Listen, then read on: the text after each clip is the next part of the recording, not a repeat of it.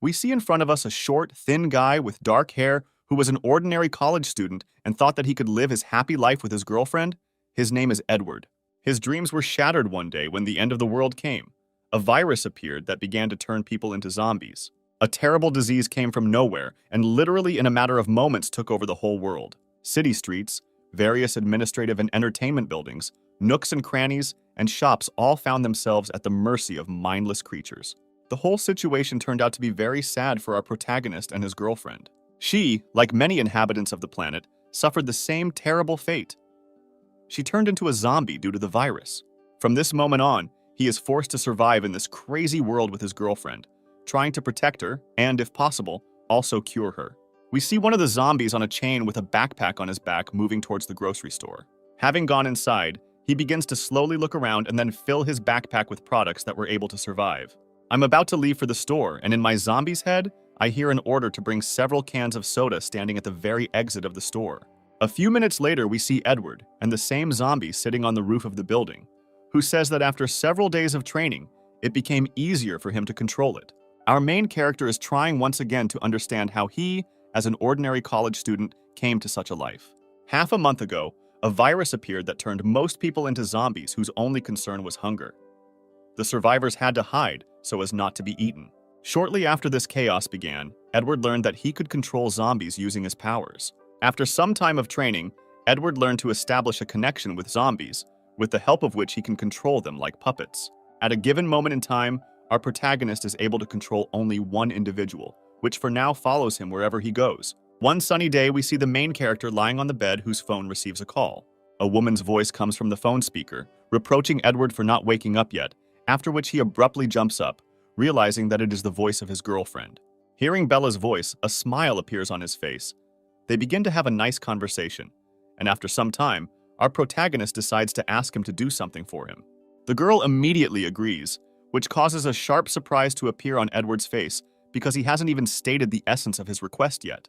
Our main character begins to thank his girlfriend, saying how kind she is and how much she loves her, and literally, a moment later, wild horror appears on his face from Bella's screams. Edward jumps up, and cold sweat breaks out on his face. He realizes that all this was just another of the nightmares that never cease to torment his soul and mind. Having recovered from his fright, he leaves his shelter outside of which sits a chained zombie, over whom he still loses control as soon as he lets down his guard. By closing his eyes and using his powers, he again establishes a mental connection and control over the body of the walking corpse. Edward's main goal at this moment is to get to Bella's house, which is located at the end of the street and is completely infested with a huge horde of brain-eaters. In one of the buildings nearby, a loud crash is heard, causing all the zombies in the area to immediately begin to chase towards its source. Our protagonist understands that this is his chance to get to his girlfriend's apartment. He immediately decides to waste time and, together with his puppet, rush in the opposite direction.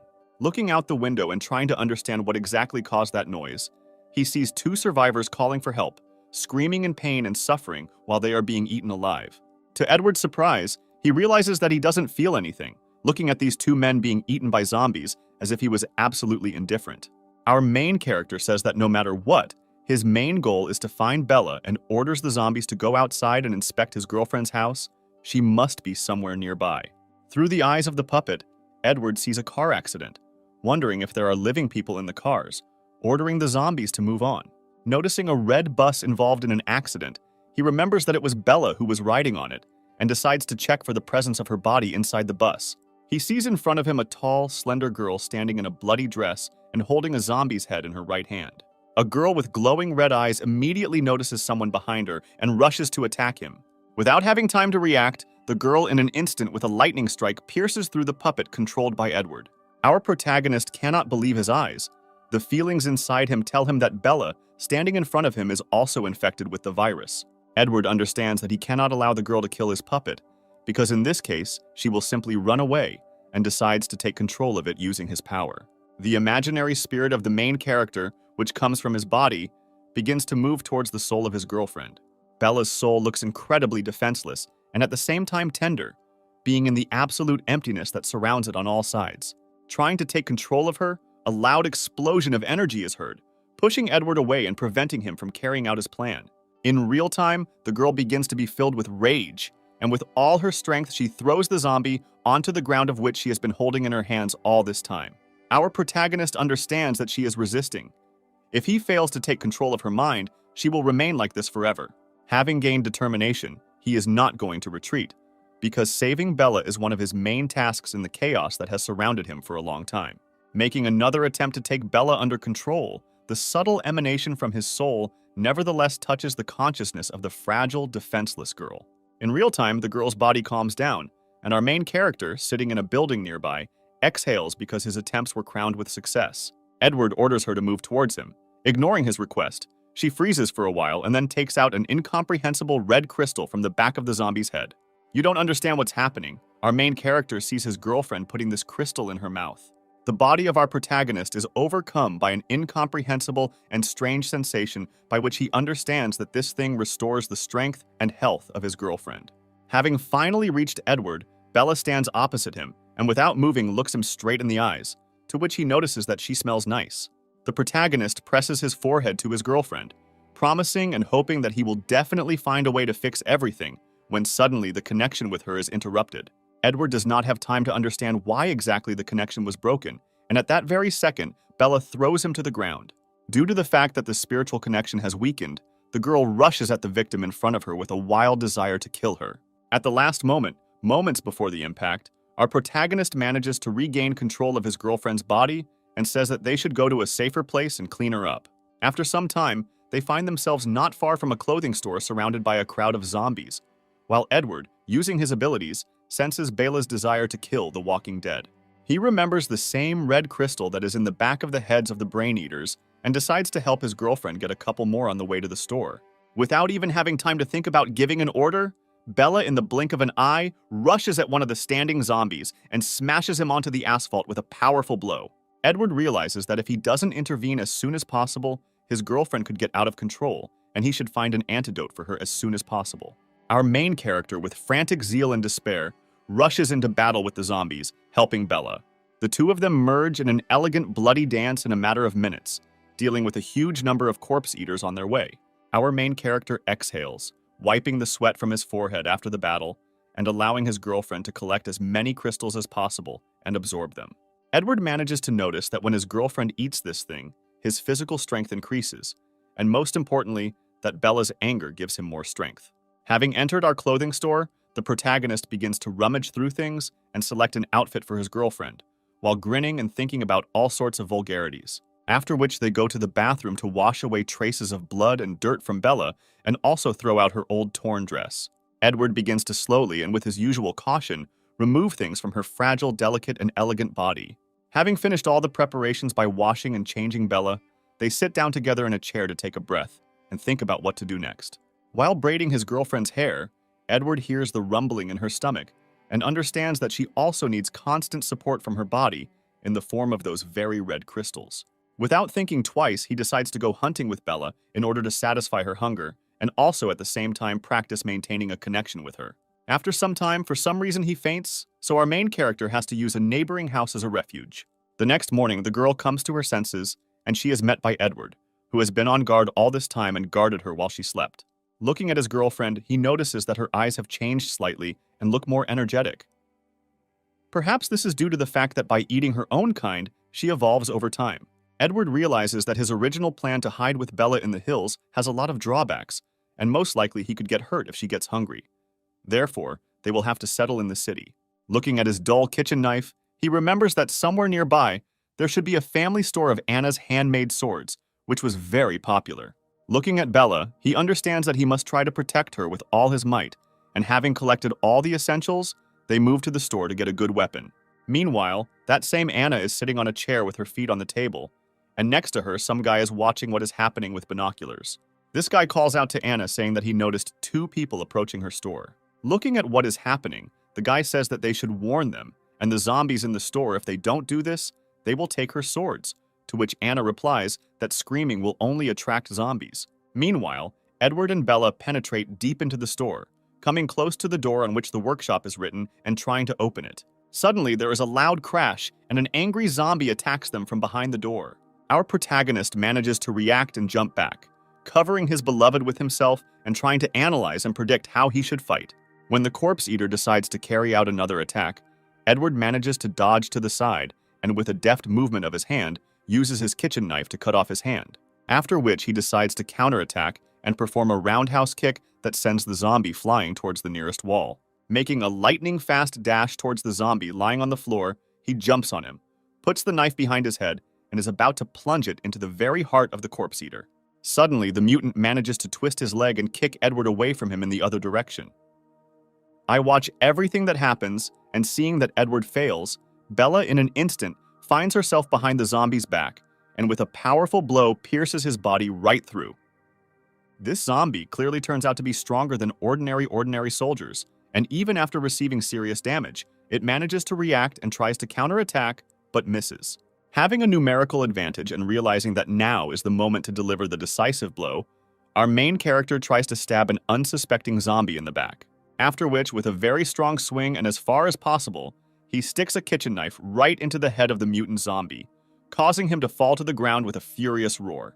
Edward looks around realizing that this enhanced zombie managed to kill a huge number of people. For a second, the thought flashes through his head that if there are individuals like him, then perhaps there are creatures much more terrible and dangerous. He hears Bella's footsteps behind him and turns around to make sure that everything is okay with her and that she was not injured after the battle.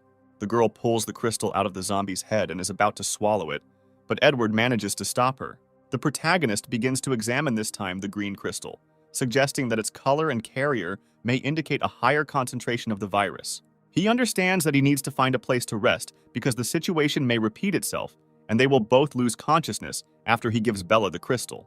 Having come to his senses why they came here, he decides to find a suitable weapon among the many swords. He looks at the display cases and realizes that Anna's sword store lives up to its reputation because the quality and price of the weapons are simply divine.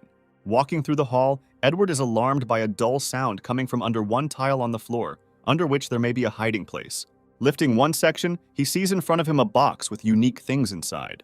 Having picked up the dagger lying in our box, the hero decides that he has found something amazing since it was hidden on purpose, and decides to take it for himself as a weapon. With a smile on their faces, they both leave the store, glad that they were both unharmed and were able to get such a catch. Anna is watching all this through binoculars, who is horrified that they were able to defeat that zombie and take her dagger. She's angry and furious because she's been here all this time, waiting to sneak in and take her favorite dagger. Anna's acquaintance tries to stop her, saying that they are clearly unusual people because they were able to kill a mutant zombie, but the girl is still going to catch up with them and take him away. The guy suggests abandoning this idea and going to a familiar blacksmith to see if there are any other survivors there. Anna agrees, saying that her cousin also inherited something from her grandfather. Her skill may not be so bad and they should go there. Finally, she shows an obscene gesture with her right hand, saying that she curses the one who dared to take her favorite dagger. Meanwhile, our main character sits and thinks about the fact that now he and Bella need to be careful more than ever, because the situation in which they find themselves still remains shrouded in mysteries. Having reached the intended hiding place, he begins to treat the front door with a disinfectant to get rid of the smell and not attract other zombies. Having processed the door, he locks it with a bolt. They say that this method of conspiracy is effective only in places where the number of zombies is small. You understand that now they are at least somewhat safe. He decides to give away the same green crystal that they were able to extract from the body of a mutant zombie. After he puts a mysterious green crystal in Bella's mouth, without thinking twice, she immediately swallows it without the slightest doubt. At that same second, a very strong pain arises in Edward's chest, so sharp and unexpected that it plunges him into shock. From such a surprise, he immediately falls to his knees, realizing that in a moment he will lose consciousness. According to first impressions, at least more than 20 hours have passed since our heroes lost consciousness. Our main character finds the strength to at least sit down and lean on the real chest of drawers behind him, not understanding what happened to him and how long he was passed out. He looks around the room he is in and realizes that Bella is not around, and most likely she is out of control. Deciding to test his superpowers, he feels that the connection between him and Bella is still active and leads somewhere outside. Using his power, he moves on, using the connection with his girlfriend, and sees her going down the stairs, not understanding how she moves on her own without his order.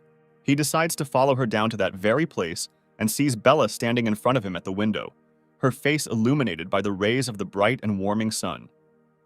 Edward looks at his girlfriend with incredible delight, and in his eyes there's a slight hope that she has finally recovered. He runs up to her and hugs her tightly behind her back, saying that he is immensely glad that her condition is gradually getting better. He realizes that the slight shock of the situation made him wonder if his girlfriend had regained her memory. He looks into her eyes, holding her tender neck with his hands, saying that everything will be fine, because at least now she has some emotional expression on her face and she can move on her own. He orders her to follow him because she will probably be able to return to normal life if they continue to evolve and feed her crystals. The two of them set out on the streets of the city, infested with a huge number of zombies, and Edward also notices that Bella has evolved very much and has become much stronger. While the girl alone deals with hordes of zombies, he sees that in her eyes they are like inferior creatures who do not deserve the slightest right to life. Also, looking at his girlfriend, Edward wonders how she will react when they have to face other survivors. He wipes the dirt and bruises from her face, knowing that he will do his best to prevent her from attacking other people using his control abilities. At the same moment, he hears loud noises and screams behind him, suggesting that it could be other survivors. He looks around and sees in the distance a guy and a girl surrounded by a huge number of corpse eaters walking straight towards them. He notices how a girl armed with a beautiful and graceful katana in the blink of an eye deals with the nearest zombie trying to attack her. This girl with long black hair and a red headband with white flowers on her head turns to her friend and says that they should go back to the store.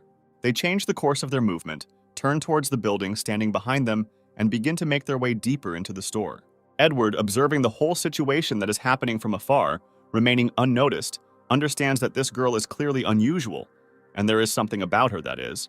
Not only is she skilled in combat, but she is also not afraid of zombies. A certain confidence emanates from her body, and if she were an ordinary girl, she would have already turned pale and trembled with fear. He looks at Bella and suggests that she may also be a person with unusual abilities, and now is not the right time to meet her.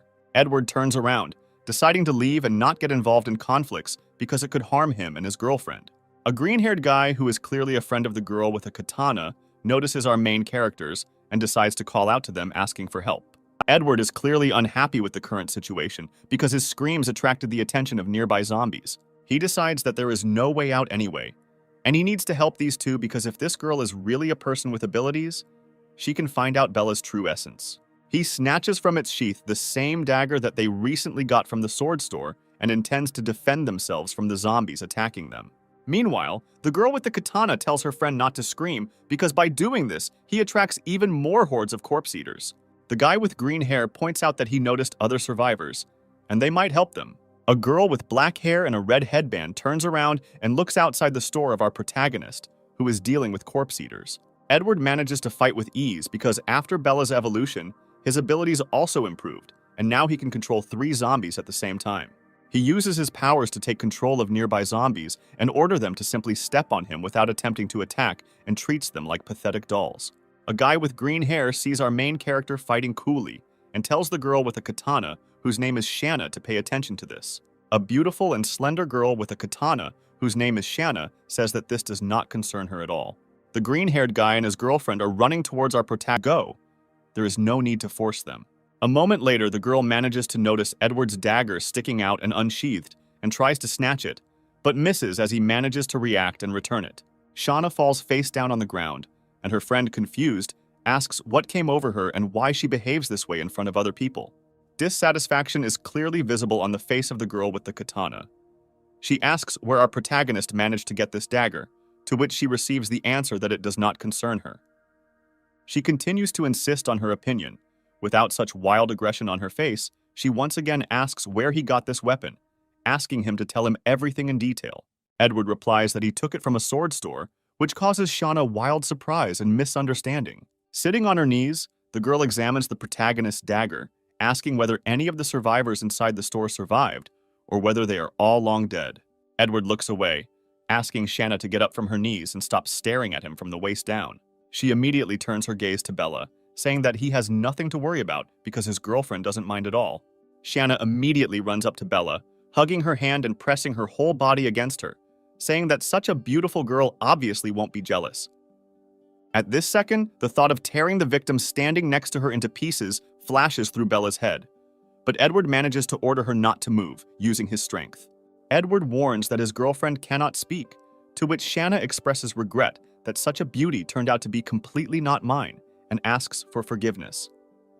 She holds Bella's hand, apologizing once again, saying that she doesn't look very good and she should rest in their hideout. She also looks at Edward, saying that she liked him too and should follow her and have a good rest, and also drink some beer. But they don't grab their hands, and the forces begin to drag them along, saying that they haven't seen the survivors for a long time and they have something to chat about. After some time, they find themselves in one of the apartments of a multi-story building somewhere not far from their meeting place. The green-haired guy says that the place is small and they will have to make room a little, but it is clean and safe. The door to the apartment is opened by a young girl dressed exactly like Shanna and happy that they returned unharmed. This girl manages to notice Bella and Edward, asking how they managed to meet two more survivors. They go inside the apartment in which there are several more people, and the guy with green hair begins to tell what things they managed to bring after today's hunt. Edward manages to assess the situation and notice a huge number of people in their apartment, and that this is clearly not without reason. The green-haired guy remembers his new acquaintances and introduces Edward and Bella to everyone in the apartment. He grabs our protagonist by the shoulder, saying that even though they have known each other for so long, he still doesn't know his name, to which he receives the answer that his name is Edward, and his girlfriend is Bella. He also asks not to ask her too many questions since she doesn't know how to talk, after which he points his hand at her. The green-haired guy decides to notify everyone that Edward helped them out a lot, so they decided to invite him here and have lunch together. One of the guys lying on the sofa notices that how could he help them? After all, Shauna can handle it very well herself. One of the girls asks the guy lying on the couch, whose name is Jacob, not to be so rude, and he, in turn, makes the situation seem like they just want to eat for free and she shouldn't shield them. The green-haired guy also decides to stand up for Edward, saying that they know practically nothing about him and he helped them out a lot. Jacob tells his friend Emmett not to be so kind because there is only enough food and water and they have nothing to feed strangers. Emmett turns towards Shanna, asking her to support him in any way and prove him wrong. Our main character assumes that they just want to laugh at him, and he is not too interested in quarreling with such petty people who like to drive strangers away. He waves his hand, turns around and is about to leave, saying that he doesn't want to become a parasite and it's better for him to leave. Jacob immediately jumps up saying that he will not be able to feed his girlfriend, and this is just window dressing. In order to present himself as a real man, he should not behave so arrogantly. At the same second, Edward makes a sharp jerk towards the offender, since he clearly did not like what he said. He grabs Jacob by the clothes, lifting him up above him and pinning him against the wall. Jacob immediately decides to issue another insult towards his girlfriend, for which Edward instantly slaps him in the face with his right hand. Our main character points his finger at him, saying that this is called a well-deserved slap in the face, and if he says one more word about his girlfriend, he will give him another one. Jacob immediately tries to find help in the eyes of Shauna, who asks Edward to let him go, saying that he already hit him and there is no need to quarrel. The offender clearly does not want to apologize and admit his responsibility for the words spoken, so he receives another slap in the face with the left side of his palm. Shauna orders her friend to apologize, saying that his dirty mouth is to blame and he should think better about what he says. Jacob forcefully asks for forgiveness, thinking only that he did all this in order to save food, which they already have little of, considering their friends. Emmett immediately runs up to our main character, also asking him for forgiveness because he did not imagine that something like this could happen. Edward decides to clarify who all these people are and why they count so much on the fact that Emmett and Shanna will get food for them, in return receiving that they are all classmates from the same boarding school. Emmett tries to explain that Jacob has a very rich family, which is why he has such a bad temper, to which Edward waves his hand and says that he wants nothing to do with him. Shauna decides to stop them, saying that the speed is getting dark and they better stay here for the night because zombies are much more dangerous at night. She grabs his hand at the last moment, squeezing it tightly and with the last of her strength praying that they stay and not leave. She looks into Edward's eyes saying that he is very strong and experienced in fighting the infected, and they need his help. He turns to her and with an arrogant look on his face says that he refuses such an offer. Shanna is not going to let Edward go just like that, and continues to hold his hand despite his displeasure. The girl looks at the main character with a pitiful look, saying that they are all survivors, and they need to stick together and help each other. Our protagonist once again expresses his dissatisfaction while looking at Jacob and says that he will never help in his life if it has to do with this person. He glances at Shauna's classmates present in the room, saying that feeding these mediocrities is her personal choice, and he is not going to help her with this. The girl tries to catch him saying that he will agree to help them if it is not connected with Jacob, and smiles maliciously. Shauna says that they are students from the 3rd high school, to which Edward replies that this is a very prestigious boarding school, and of course he has heard about it. The girl explains that when they left their school, some of their classmates remained there and asks our protagonist to help them get there. Edward looks at them with a straight face, asking what he will get for his help, causing complete bewilderment in the eyes of those around him.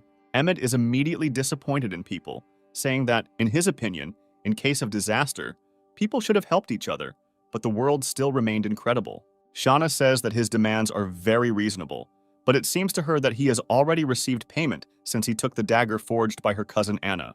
Edward looks at his dagger, wondering how a small and fragile girl, being Shauna's cousin, could forge such an amazing weapon.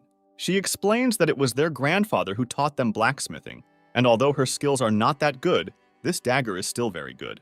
After which she grabs Bella by the shoulders, suggesting that they have agreed on this, which means they should stay overnight with them, and they won't have to worry about anything.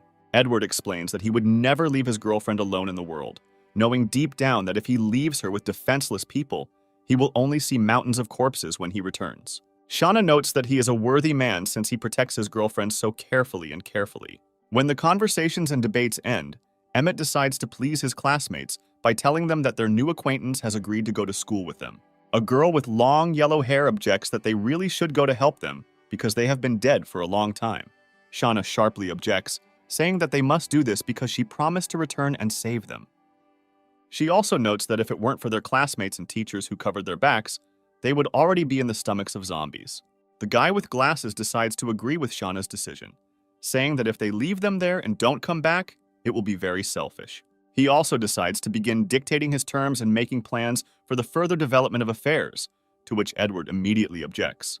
He explains that all those present have no combat skills. In addition, most of them will play into the hands of the enemy because they will become an easy target. Shauna explains to him that he doesn't have to worry about their safety because all he has to do is help them get to the school building. A slight panic and uncertainty about what awaits them begins to spread among all the classmates present. The guy with glasses decides to speak out again, saying that if they have a weapon, in theory they will be able to protect themselves. Edward orders everyone to go to bed and rest because tomorrow morning they will have a difficult test. Shauna manages to warn him that she will not let him spend the night with other guys and his girlfriend should stay with other classmates. Edward clearly has time to think of something, so he agrees with an arrogant smile and wishes them a good rest. Walking out the door, he realizes that he cannot leave his girlfriend alone and must always keep her under control. He uses his superpowers to control Bella and see everything that happens through her eyes. Shauna drags Bella by the hand, saying that today she will sleep in the same bed with her because there are no more places. Chance looks at Bella, asking why she doesn't undress before going to bed, wondering if she sleeps with her clothes on all the time. I assume that she is shy. Shauna offers to undress her himself while jumping on top of her and pressing his body against hers. She offers to undress if she is shy, providing her body for undressing and puts Bella's hand on her chest. Meanwhile, Edward, being in the boys' bedroom and lying on the bed, wonders why Shauna suddenly got this into her head. I understand that now it is he who controls his girlfriend's body and decides to agree with the request of his new friend. He takes control of Bella's body and throws Shauna onto the bed, standing on top of her, which makes her suddenly surprised. Not understanding what is happening, she begins to slowly undress Shauna, causing slight embarrassment to appear on her face, as well as embarrassment from everything that is happening. Thoughts flash through her head that even though a girl is undressing her, for some reason she feels as if a guy is looking at her, and she is incredibly ashamed. The level of awkwardness begins to go off scale, and Shatter decides to end this performance as soon as possible by saying that they need to go to bed to rest. Edward is clearly not going to stop and then suddenly grabs her shirt, tearing it off and contemplating Shanna's naked and tender body. In his thoughts, our protagonist grins at Ashana at this time and promises that he will no longer misbehave, looking at the imperturbable Bella. After which Edward orders Bella to go to bed and breaks off the connection with her, ceasing to control her body. Shani at that moment covers herself with some of the clothes remaining on her and, dissatisfied, shouts at her classmates so that you too can quickly go to bed. Before going to bed, she also states that it would be very becoming for Bella to smile more often because her beauty deserves it. Shanna also expresses her thoughts that she initially imagined Edward as an abuser who forced a defenseless girl to follow him. But after I heard from him that you couldn't speak, I realized that he was not a scumbag at all. The next morning, all classmates, including our heroes, gather on the street near the shelter and plan their hike. They discuss a plan for further action and also distribute supplies of water and food to everyone. Meanwhile, Jacob and the guy with glasses watch all this from the side, judging Edward for taking their supplies. He is clearly still unhappy about the situation where he received several slaps and wants revenge on our main character. Edward decides to clarify what weapons they have for primary self-defense, with the exception of the katana that Shanna wields. You understand that the only weapon of self-defense is a kitchen knife.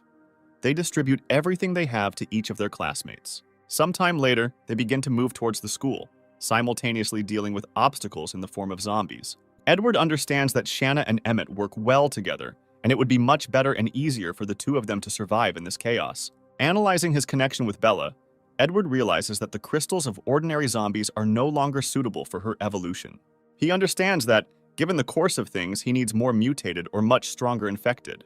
Analyzing everything that happened, he understands that mutated zombies can be found in closed spaces, such as hospitals, schools, and shops. While Edward was in thought, one of his classmates was grabbed by a zombie through the window of a street store. He manages to break the window and through a hole in the glass, drags him inside the building, plunging everyone nearby into shock.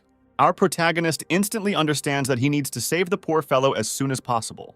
He breaks into the store through a hole in the glass and sees how that same guy is devoured by a zombie and manages to take control of it. After which, with a cool and imperturbable face, in an instant he cuts the insidious corpse eater into pieces. After which, Shanna immediately runs into the store, trying to figure out why everyone is panicking and what happened. Our protagonist explains that their classmate can no longer be helped, and they need to move on because he is dead.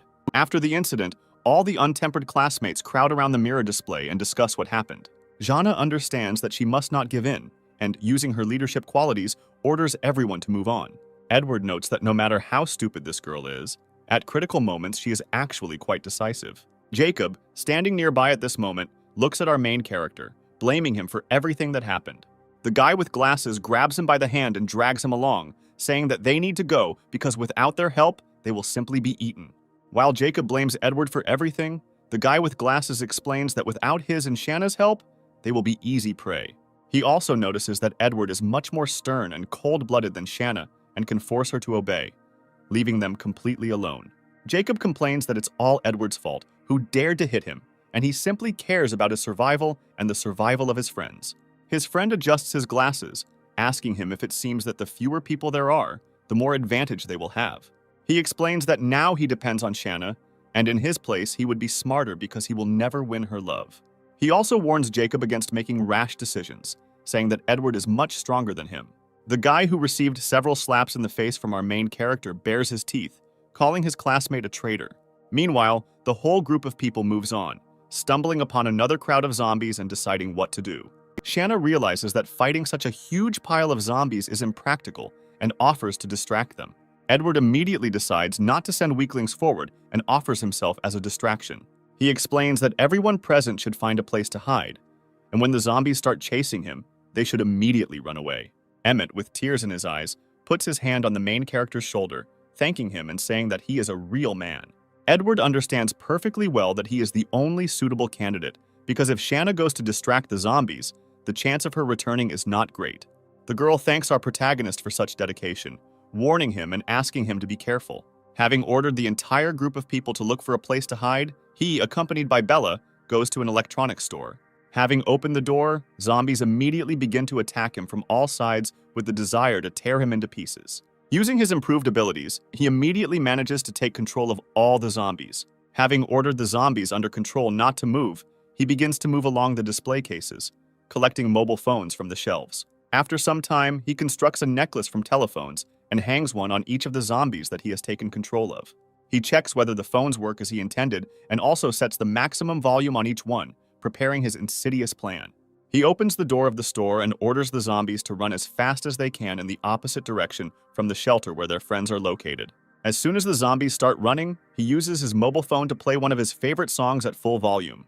The sound and volume of several dozen telephones begin to attract a huge crowd of corpse eaters that follows the three puppets. At this time, all present survivors in the shelter also hear the sounds of music emanating nearby. I watch everything that happens. Shanna accuses the main character of acting like a complete fool, and his plan is no worse than the idea of a 5-year-old child. You understand that this is the very moment he was talking about. She immediately orders everyone to immediately get down and run. All odnoklasniki begin to leave the walls of the shelter in formation and move in the opposite direction. Meanwhile, a crowd of zombies still continues to chase the Three Stooges to explore the sound of music. While the zombies are distracted, the survivors manage to catch up with Edward and Bella, saying that they have little time left and should hurry. Unexpectedly for everyone, someone's corpse falls from the roof of a multi-story building to which zombies were attracted. At this moment, the entire crowd of corpse eaters is sharply distracted by the sound of the fall and turns their attention to our heroes.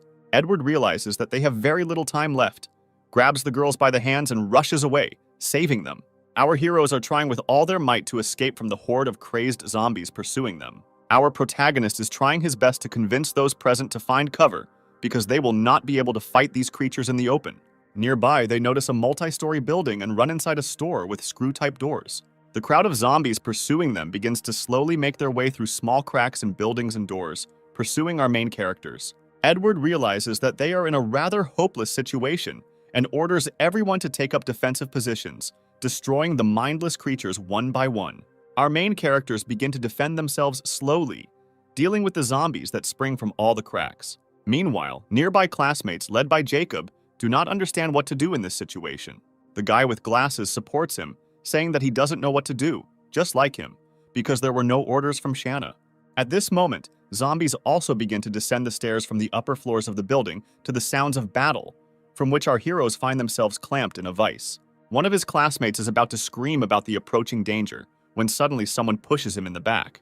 He turns around and sees guys in glasses in front of him asking him, "Michael, why are you doing this?" He falls to the ground and immediately begins to be eaten by a crowd of zombies, from which he can only scream and scream for help.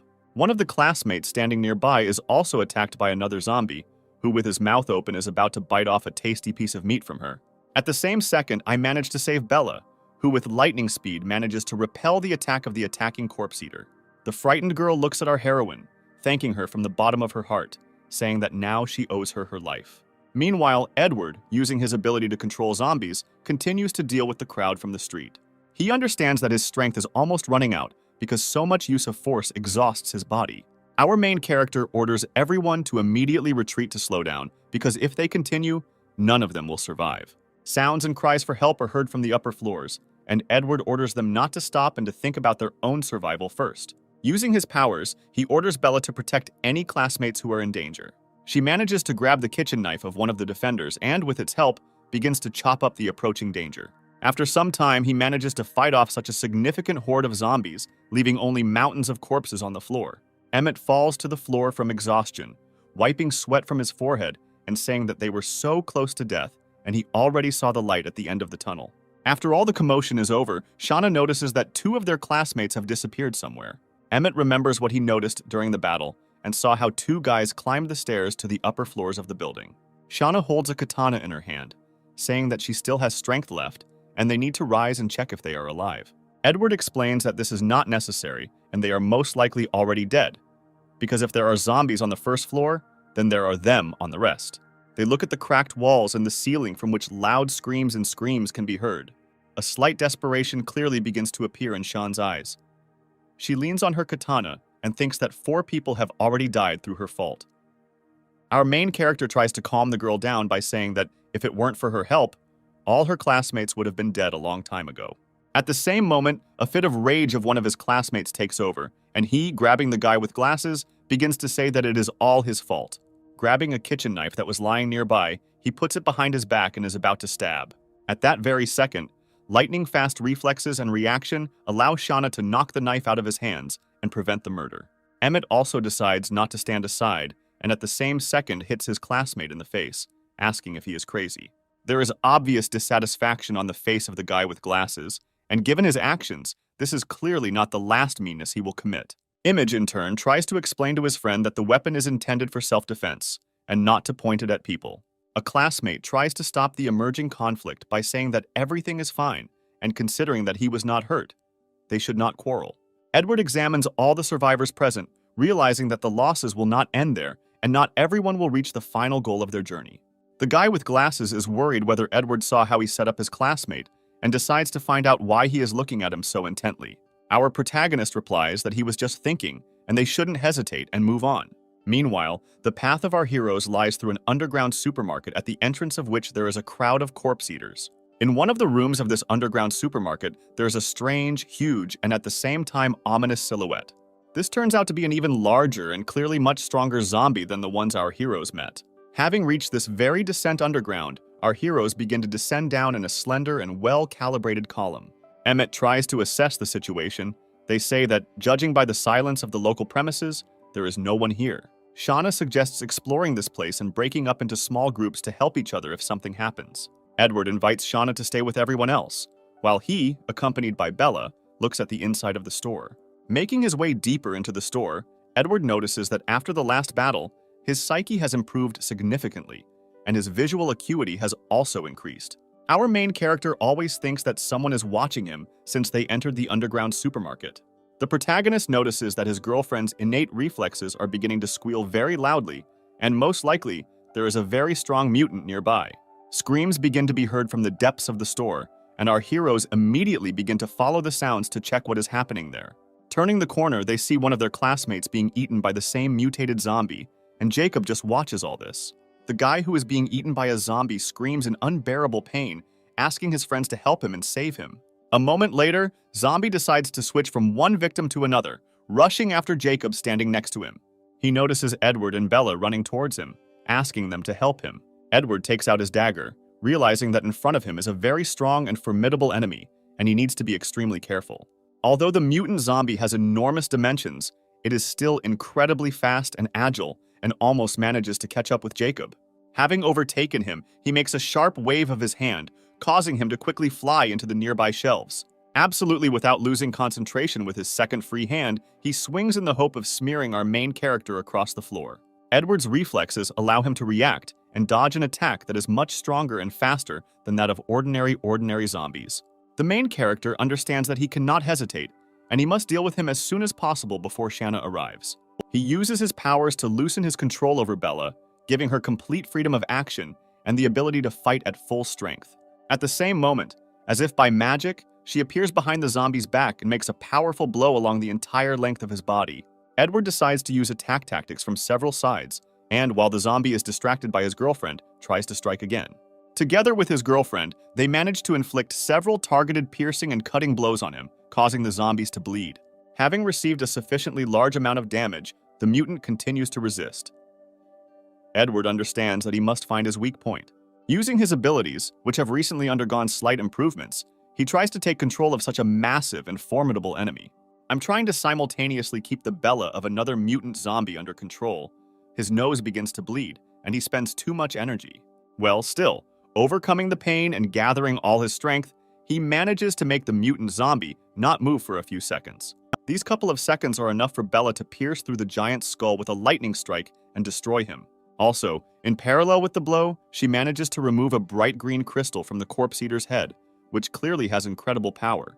Towards the very end of the battle, Shanna and Emmett come running to the sounds of screams of blows, clearly rushing to help. The girl's face clearly shows incredible shock from what she saw, because she had never seen anything like this in her life. Edward and Bella are standing near the lifeless body of a mutant zombie, who appears to be several times larger than both of them. Wiping the blood from his face, the protagonist answers Shauna's question that he is fine and there is nothing to worry about. Analyzing the battle, Edward realizes that his psyche has become much stronger, and perhaps he will be able to control two strong zombies at once. At this time, Emmett notices Jacob lying in the chest of the wreckage asking for help. The wounded victim looks at Edward, cursing him for the fact that he had time to save him, but did not do it. The same classmate who was originally eaten by a zombie is on the verge of life and death and asks Shanna to help him. With tears in her eyes, the girl picks up a katana and says that she cannot do otherwise, after which she ends the torment of her friend. She explains that she could not do otherwise in this situation because they cannot help him in any way, but only prolong his suffering. Shauna is also trying to clarify whether everything is okay with our heroes, because they very quickly manage to cope with a huge mutated corpse eater. Hearing from Edward that everything is fine and she shouldn't worry, she thinks about the fact that this guy is clearly hiding something from her. The sign that has been helping and bandaging Jacob all this time tells our heroes that, in his opinion, he will not be able to go further. He says that the color of his wounds is the same as the zombies, and that he might transform if they leave him like that. Offering various options for solving the problem, Shauna immediately refuses the option of taking him with her. In such a situation, they should not risk taking him as ballast because the rest of his classmates are already turning away from him. Edward decides not to take part in this conversation, saying that these are their personal problems, and he is responsible for people he does not know. Shauna offers to leave Jacob here for a while, and if they return and see that everything is fine with him, they will take him back. Hearing all this, Edward realizes that he may not appreciate it at all, and the food and water will be wasted. They take Jacob to a safe room, leaving him some food and water, and telling him to come back when they leave school and check on him. Dissatisfaction with everything that is happening is clearly visible on his face, but understanding the position he is in, he has no choice but to agree. Turning around at the end, Edward looks at Jacob, realizing that he deserved this state of affairs with his behavior and attitude towards other people. After some time, our heroes find themselves near the building of the third high school, to which their path lay. Our protagonist notes that the situation looks too suspicious, and Emmett reports that all the zombies are most likely inside the school. In such closed places, there should be many zombies without food. They will mercilessly devour each other, and then it won't take long for them to mutate. Based on Bella's gut feelings, he realizes that she has smelled several mutants inside the building. I'm about to move forward, Edward stops Shanna, saying that at this point their paths diverge and he will go on his way. The girl smiles sweetly at him and says that in any case, she is grateful to both of them for their help and hopes that they can meet again. Emmett finally offers to give them a small part of his provisions, to which he receives a polite refusal and gratitude. Our protagonist finally says that he still has some business to do at this school, and they may well see each other again. After some time, moving along the deserted floors of the school building, the eyes begin to turn red again, foreshadowing the appearance of a mutated one.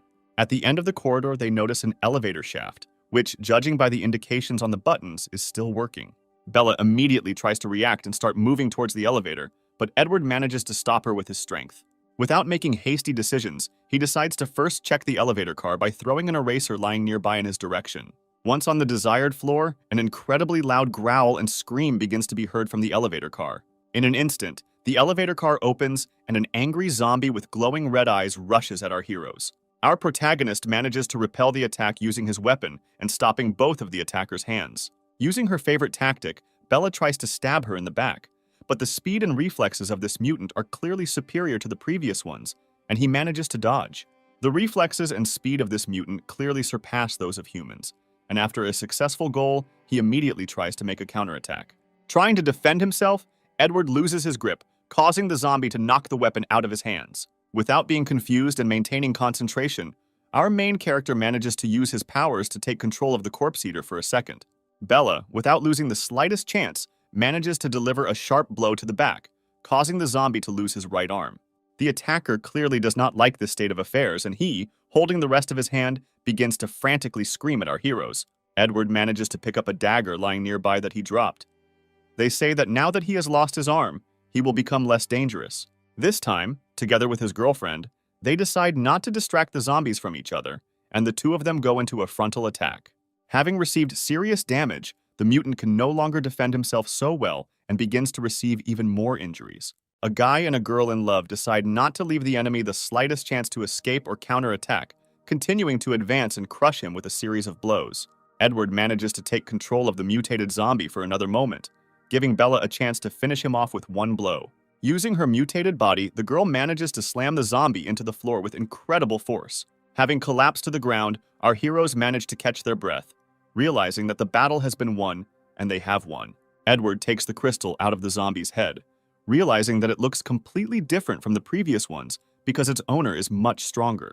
Bella immediately opens her mouth asking Edward to absorb the prey he found, to which she refuses. He puts the crystal in his jacket pocket, saying that I will do it later in a safer place. Together with his girlfriend, our main character begins to make his way through the floors of the building, simultaneously clearing out all the zombies in their way. After some time, the two of them manage to collect a fairly large number of both weak and stronger crystals. Looking at his girlfriend, Edward realizes that the more crystals she can absorb, the sooner, in his opinion, she will be able to return to her human form. All these battles, according to our protagonist, improve both his physical skills and his spiritual connection with Bella. Edward asks his girlfriend to help him get up because he is too tired from fighting so much. At this moment, an item of clothing in the form of a garter falls from Bella's body right in front of his face. Raising his head, our main character sees his girlfriend's huge breasts in front of him and feels slightly awkward. He picks up the garter from the floor and returns it to its rightful place, tying it to his lover's collar. after which our heroes continue to move further along the floors of the building in search of the infected. At the same moment, using Bella's instincts, Edward realizes that there are still zombies in the school building, although in his opinion, they killed everyone. He understands that Shanna most likely does not have the strength to deal with the mutant zombie alone, and decides to find him on her own as soon as possible. Meanwhile, in the schoolyard, we see a wounded and disgusting-looking silhouette of a man. It turns out that half of Jacob has already mutated and turned into something vile and incomprehensible. Meanwhile, Shauna, accompanied by her classmates, is already very close to the place where their friends are hiding. Some of the classmates are talking about how their friends were without food or water all this time, and most likely they are no longer alive. The girl explains that she is quite ready for such an outcome of events, and holding her katana at the ready, says that they must fulfill their promise and check. They get to the very school office in which apparently the remaining survivors should be. They try to knock on the door asking if there is anyone inside, to which they hear joyful exclamations from their friends in response. The door opens and they see the teacher's bloody, stained face in front of them, which plunges them into shock. Shauna claims that when they left there were more than 20 students and teachers here, and where did some of them disappear to? The girl pushes the teacher aside, saying that she herself wants to see what happened while they were not around. Shauna's face freezes from the horror she sees, which cannot be compared in abomination to any zombie virus. They see before them the gnawed bones of their friends, as well as a handful of survivors eating the last pieces of human flesh. Emmett tries to hold back the urge to vomit, saying that it's just disgusting to eat your own kind.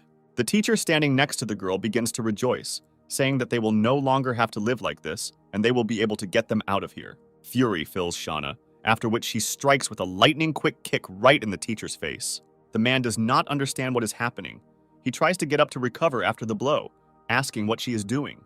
Shauna covers her face with her hand, saying that Edward was right, and all these people are just a bunch of worthless parasites. She explains that they could provide for themselves, but instead of searching for food, they chose to eat their comrades alive. Shauna says that the weak cannot be blamed for seeking protection, but if they want to justify eating their friends with their weakness, then they are much worse than zombies.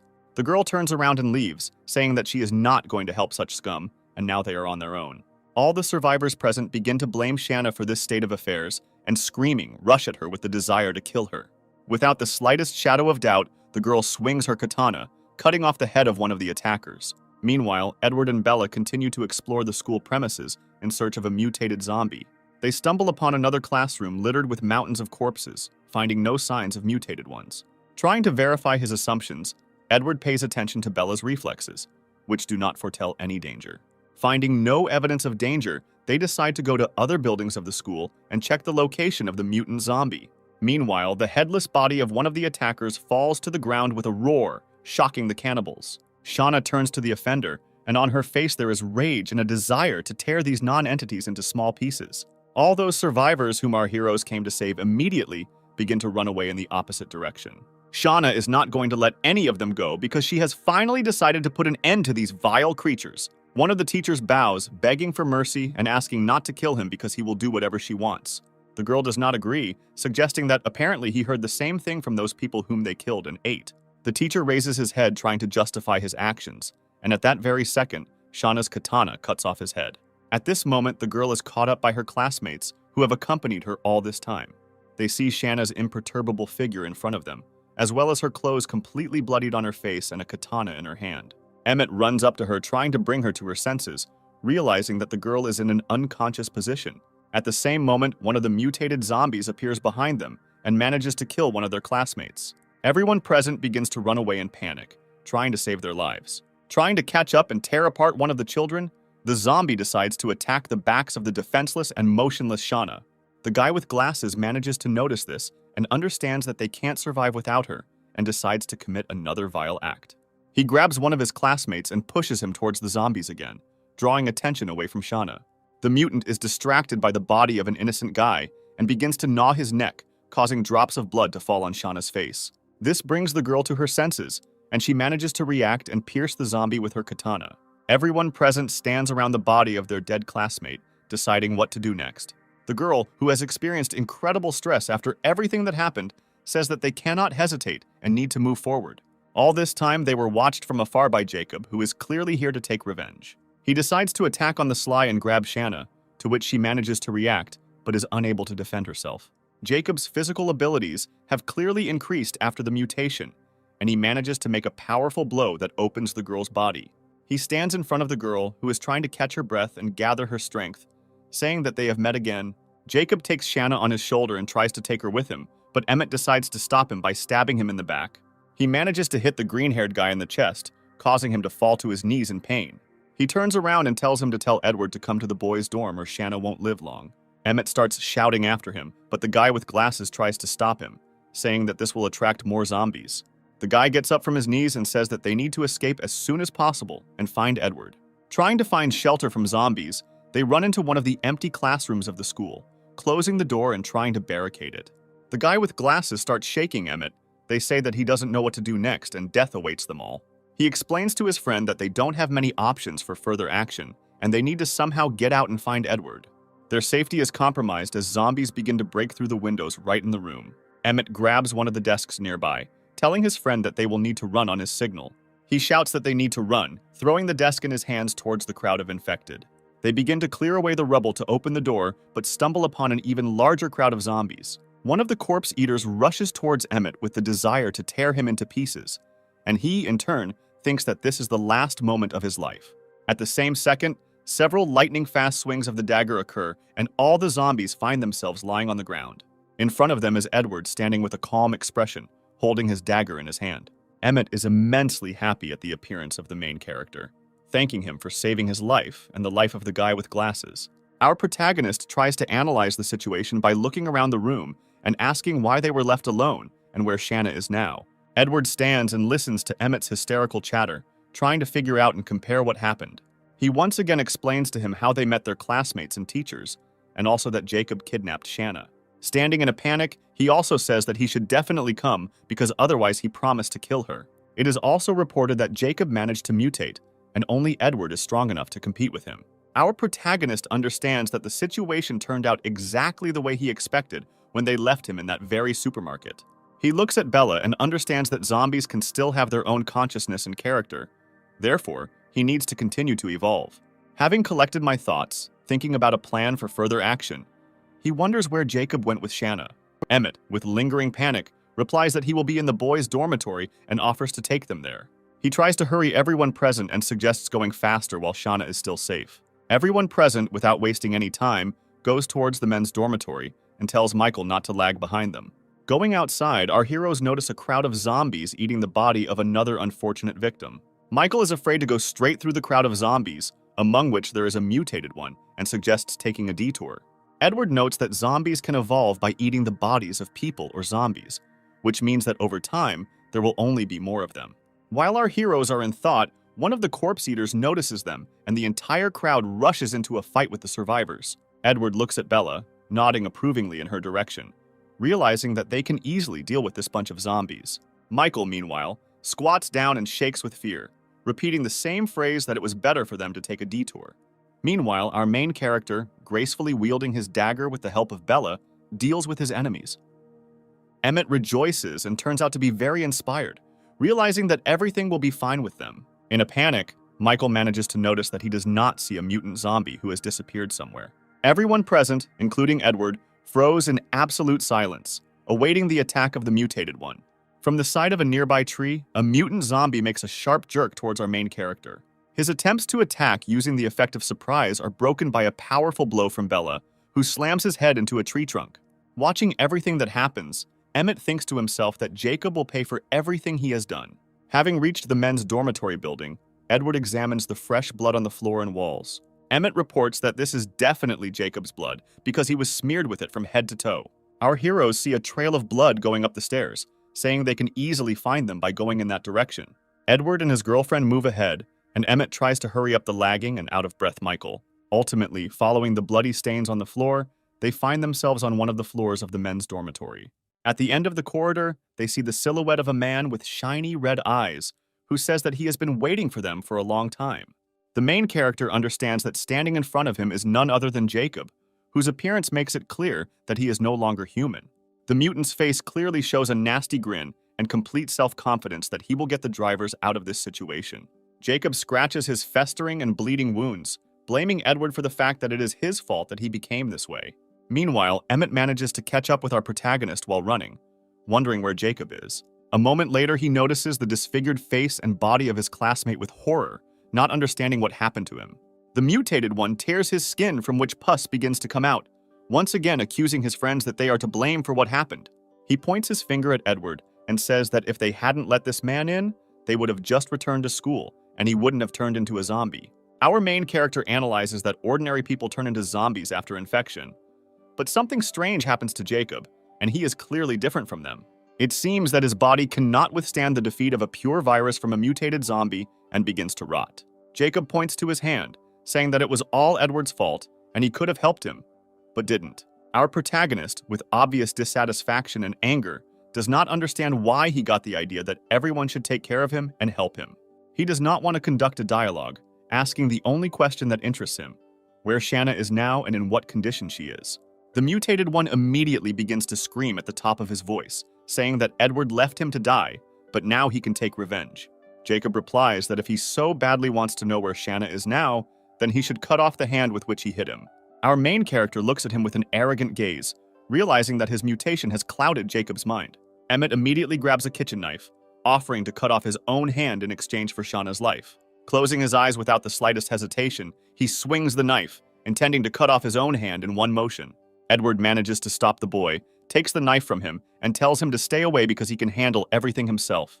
He asks his friend to calm down because the mutated one does not pose any threat to him because he is just a pathetic worm. Literally in 1 second, having made a sharp jerk towards Jacob, he finds himself behind his back, causing him to not feign surprise. After which he, using his dagger, inflicts a destructive and at the same time lightning-fast blow on the offender. Early turns out to be non-lethal, causing Jacob to grab his neck, not understanding why his opponent is so strong. Edward juggles a dagger. I note that I didn't expect that he would be able to dodge, and apparently the virus did not slightly increase his agility. He looks at him with an arrogant grin, realizing that the outcome of this battle was predetermined even before it began. After which, before Jacob's eyes, he seems to disappear, but in fact he moves at superhuman speed. Jacob immediately begins to look around and spin around in place, trying to catch our main character's gaze.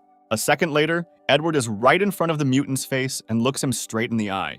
Emmett, watching the battle from the side, cannot believe his eyes, amazed at the speed with which our protagonist moves. Jacob's eyes begin to glow red, and his face literally begins to exude hatred and rage. He tries to make a blow while speaking so that Edward does not dare look down on him.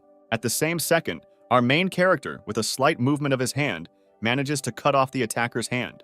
He turns towards Jacob and says for the last time he asks where Shanna is now.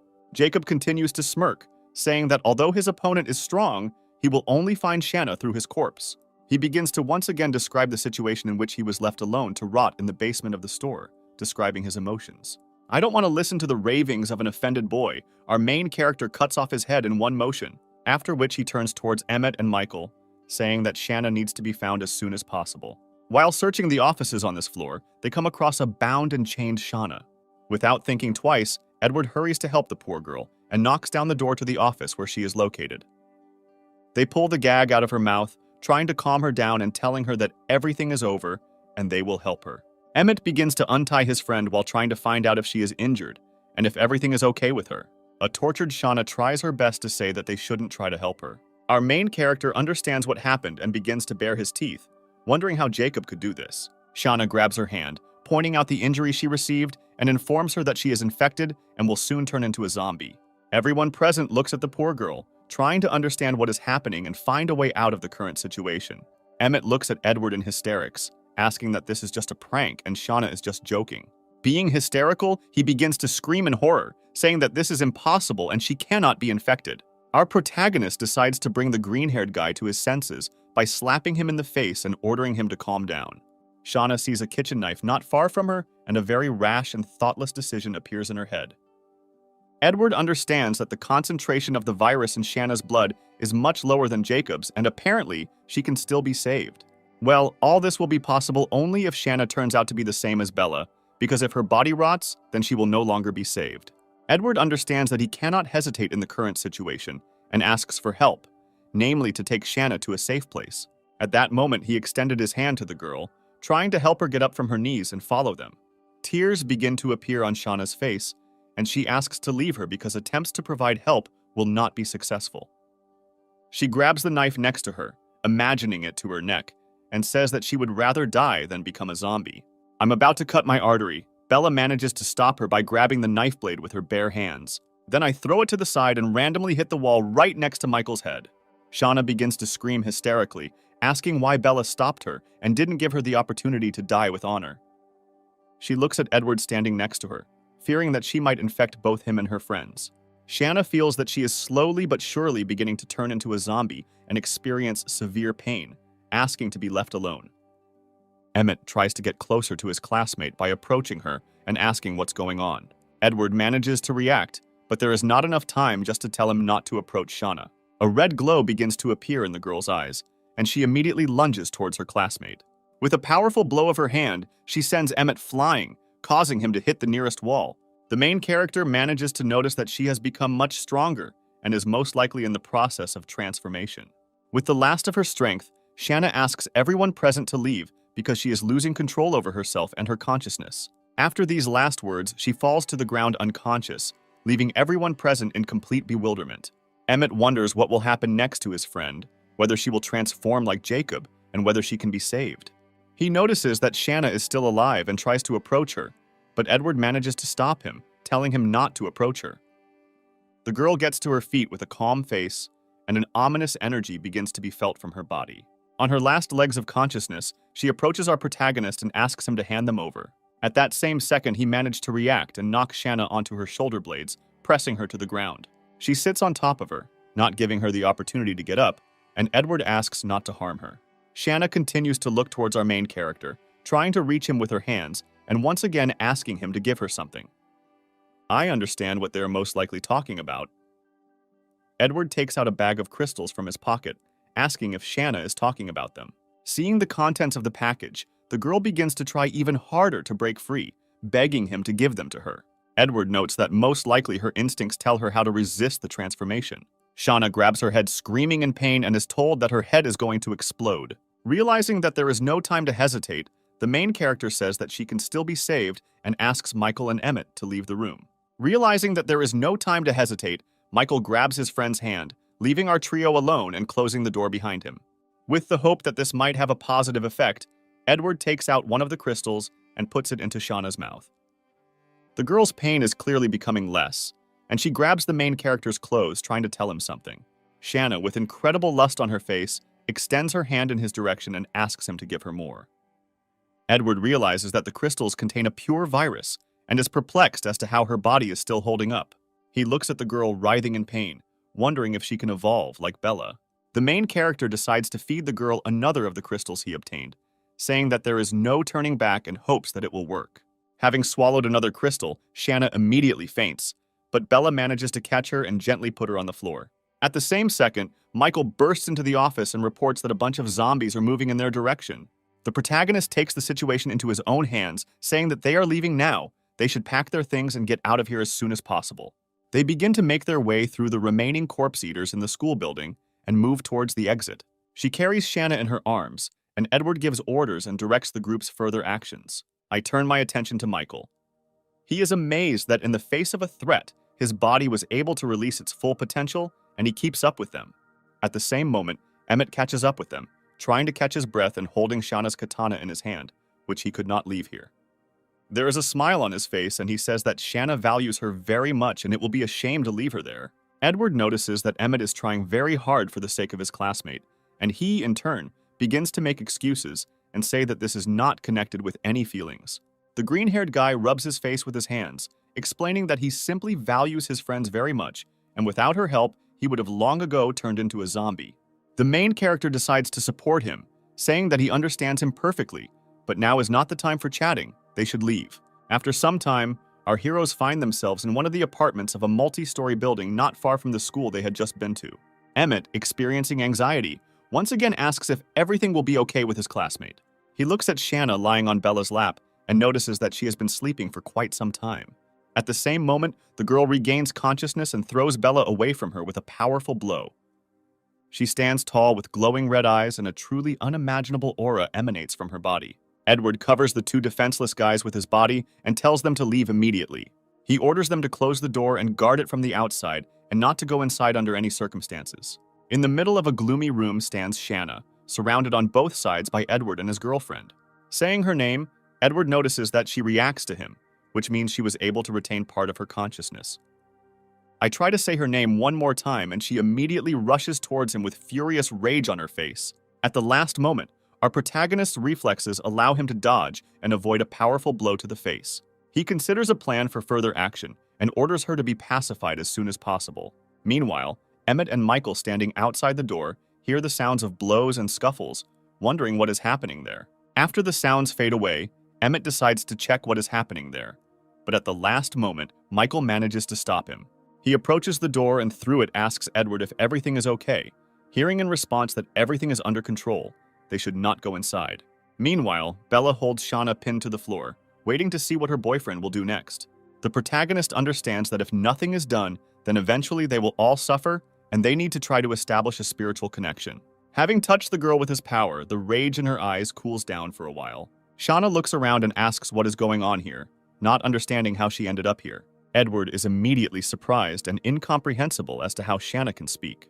He comes closer to the girl, saying that Shanna is her name, while also wondering if she remembers anything. I'm trying to remember what happened to her the day before. Her head immediately begins to split with pain. The main character immediately orders his girlfriend to hold Shauna again, not allowing her to escape while at the same time trying to take control of her. A moment later, he is transported to the world of spirits and sees with his own eyes what state the girl's soul is in now. He sees Shanna next to whom there is a huge amount of energy particles hovering, and her soul is in a disordered state. He suggests that this is due to the merging of two personalities, which in theory can contact inside her body. Gathering all his strength, he tries to break through the disordered state of her soul and establish a connection with her. He makes a huge number of attempts to reach Shanna's original consciousness, experiencing a huge number of failures. Ultimately, his attempts were successful, and he managed to create a spiritual connection between himself and the girl. Having finished this procedure, he leans back on the bed and looks out that night has already fallen outside the window. Then they look at the two girls, realizing that he managed to take control of two mutated zombies at once. At that moment, Emmett bursts into the room and could no longer stand outside the door and just wait. He immediately runs up to Shauna, grabbing her by the shoulders and rejoicing that she didn't turn into one of the zombies. At the same second, the girl throws him to the side, swinging her hand and intending to finish him off. At the last moment, Edward manages to prevent an accident and orders the girl not to move. Stunned and not understanding what is happening, Emmett wonders what happened to his friend and why she behaves this way. The main character replies that this is a complication after infection within himself, realizing that his spiritual strength is only enough to control one of the girls. He also reports that it is better not to touch her for a while, or she will fall into madness. Edward decides to reassure Emmett by saying that at least she is not dead and has not become like Jacob. Looking at the main girl's face, the hero understands that if he did not have the ability to control zombies, she would have finished him off a long time ago. Without losing hope, Edward tries to talk to Shanna again, asking him if she recognizes him. Saying her name, Edward realizes that she is still reacting to him, and therefore some memories still remain in her head. Also, looking at Bella standing next to him, he realizes that they both retained pieces of their consciousness, and there is a chance to return them. After some time, Edward turns his attention to Shauna's katana, hoping that such a personal item could awaken some memories in her. The girl immediately snatches the katana from the hands of the main character, holding it tightly to herself. Convinced of her reaction, Edward tries to return the katana by taking it from the girl's hands. Shauna immediately crawls back, not giving our protagonist the opportunity to pick her up. I don't understand why this katana gave in to her so much. He tries to take it away again, but the girl manages to stop him with her foot, burying it in the face of our main character. The guy wipes the blood coming from his nose, agreeing that it's better to believe in something than to be a crazy walking dead man. After such a hard and eventful day, he only has enough strength to reach the wall and, together with Bella, leaning on each other, fall asleep like a baby. The next morning, our protagonist will be Michael, knocking on the door and saying that he has urgent news. Opening the door, he decides to listen to what happened and hears news from Michael that there are other survivors on the street. Deciding to check, he looks out the window and sees a group of people defending themselves from a horde of zombies coming towards them. One of the red-haired survivors gives commands to the first and second groups, ordering their further actions. Meanwhile, all the survivors follow his instructions and use improvised means to defend themselves from the walking dead. The commander himself also does not stand aside and, in parallel with managing a group of people, also fights off zombies. Edward, watching everything that happens, understands that this is a real team of survivors who act harmoniously and cover each other from the flanks. One of the people manages to make a hole in the bars, and the red-haired guy gives the order to immediately retreat. Our heroes, meanwhile, realize that a crowd of zombies is moving in their direction, as is a group of survivors. A horde of zombies chases people on the floors of the building, moving higher and higher up the stairs and trying to overtake their victims. The commander of the survivors decides to hide in one of the rooms and barricade himself. He understands that his people, including himself, have spent a lot of effort, and they won't be able to fight the corpse eaters endlessly. Edward assumes that these people want to rest for some time in this house and escape from the other side. He explains to Emmett how the buildings are located and where there are possible escape routes. I also inform him that he chose this house as a refuge for a reason, because from here it is easiest to get out. There is a loud cry outside the door asking for help, and Emmett asks Edward if they will stay to help the survivors. The protagonist reports that if they try to open the door, they will encounter several dozen infected people and will not be able to help them. They decide to get out of here as quickly as possible, and he takes a rope out of his backpack, saying that the window is the only way out. Before this, he orders Shauna and Bella to go forward and clear the way for them. At that very second, they rush out the window, and Emmett, stunned, manages to finally say that they are on the 4th floor. Without experiencing any difficulties, the girls descend to the ground using street air conditioners as support. Once on the ground, they both begin to deal with the zombies with unshakable confidence. Ordinary walking dead do not pose any threat or resistance to them, and they instantly deal with them.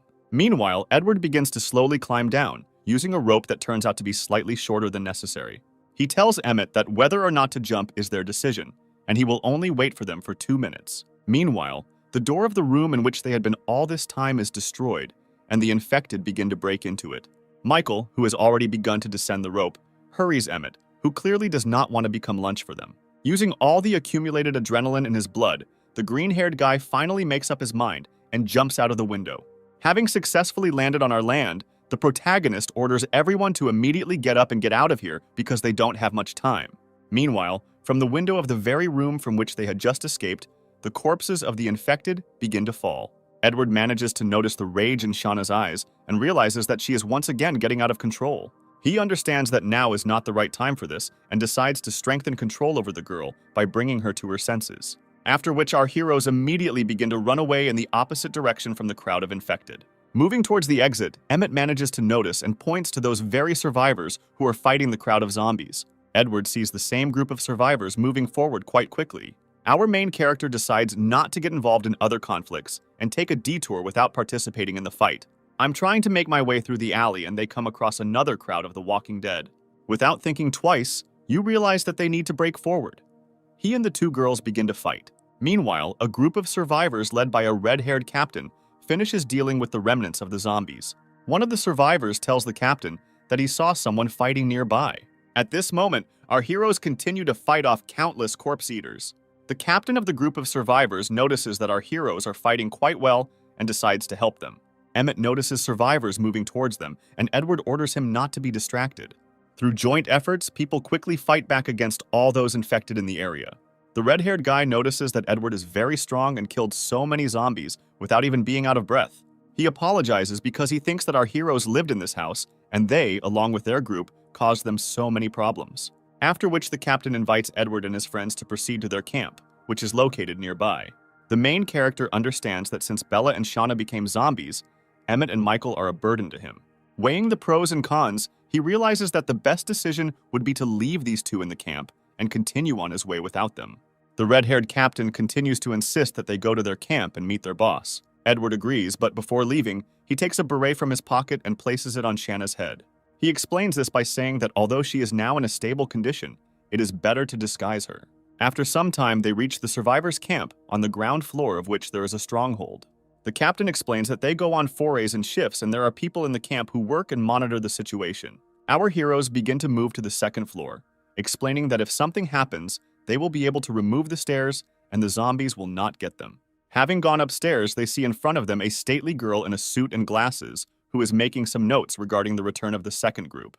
When Edward asks who this girl is, the red-haired guy replies that she records all the losses and gains associated with their teams. The girl continues to take notes, listing various essentials, food supplies, and additional supplies. The protagonist likes the atmosphere in this camp, and he admits that it is very good, like the person who was able to build it so quickly. Moving further and further along the floors of the building, they reach the office, the boss, who runs the camp. Entering the office, they see a man in a hood licking Chupa Chups who greets Captain Peter. Also, the person sitting in the chair reports that it took Peter 3 days to gather supplies, and she thought that he had already hung up his skates. The red-haired captain tries to make excuses, asking not to be angry with him and wanting to introduce his new acquaintances. The person in the chair turns out to be Anna, who is the manager of their camp. Anna and Peter begin to talk to each other about why the captain brought strangers to their camp. Decide to look at everyone Peter brought. A little girl in a green hood notices our main character and points her finger at him. Peter is surprised and asks Edward how Anna knows him, to which Edward replies that he has never seen her. Anna also notices Shanna standing nearby, who is her sister. Edward turns out to be very confused and hopes that the girl will remain calm and not get out of his control. After turning into a zombie, Jana still cannot speak, which in turn causes great aggression on Anna's part. Even though the girls are not on the warmest terms, Anna is slightly upset that her sister is not entirely happy to see her.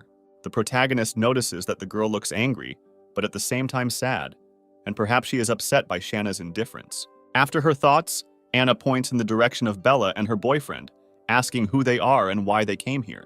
The girl looks at Edward very closely, wondering if they have met before.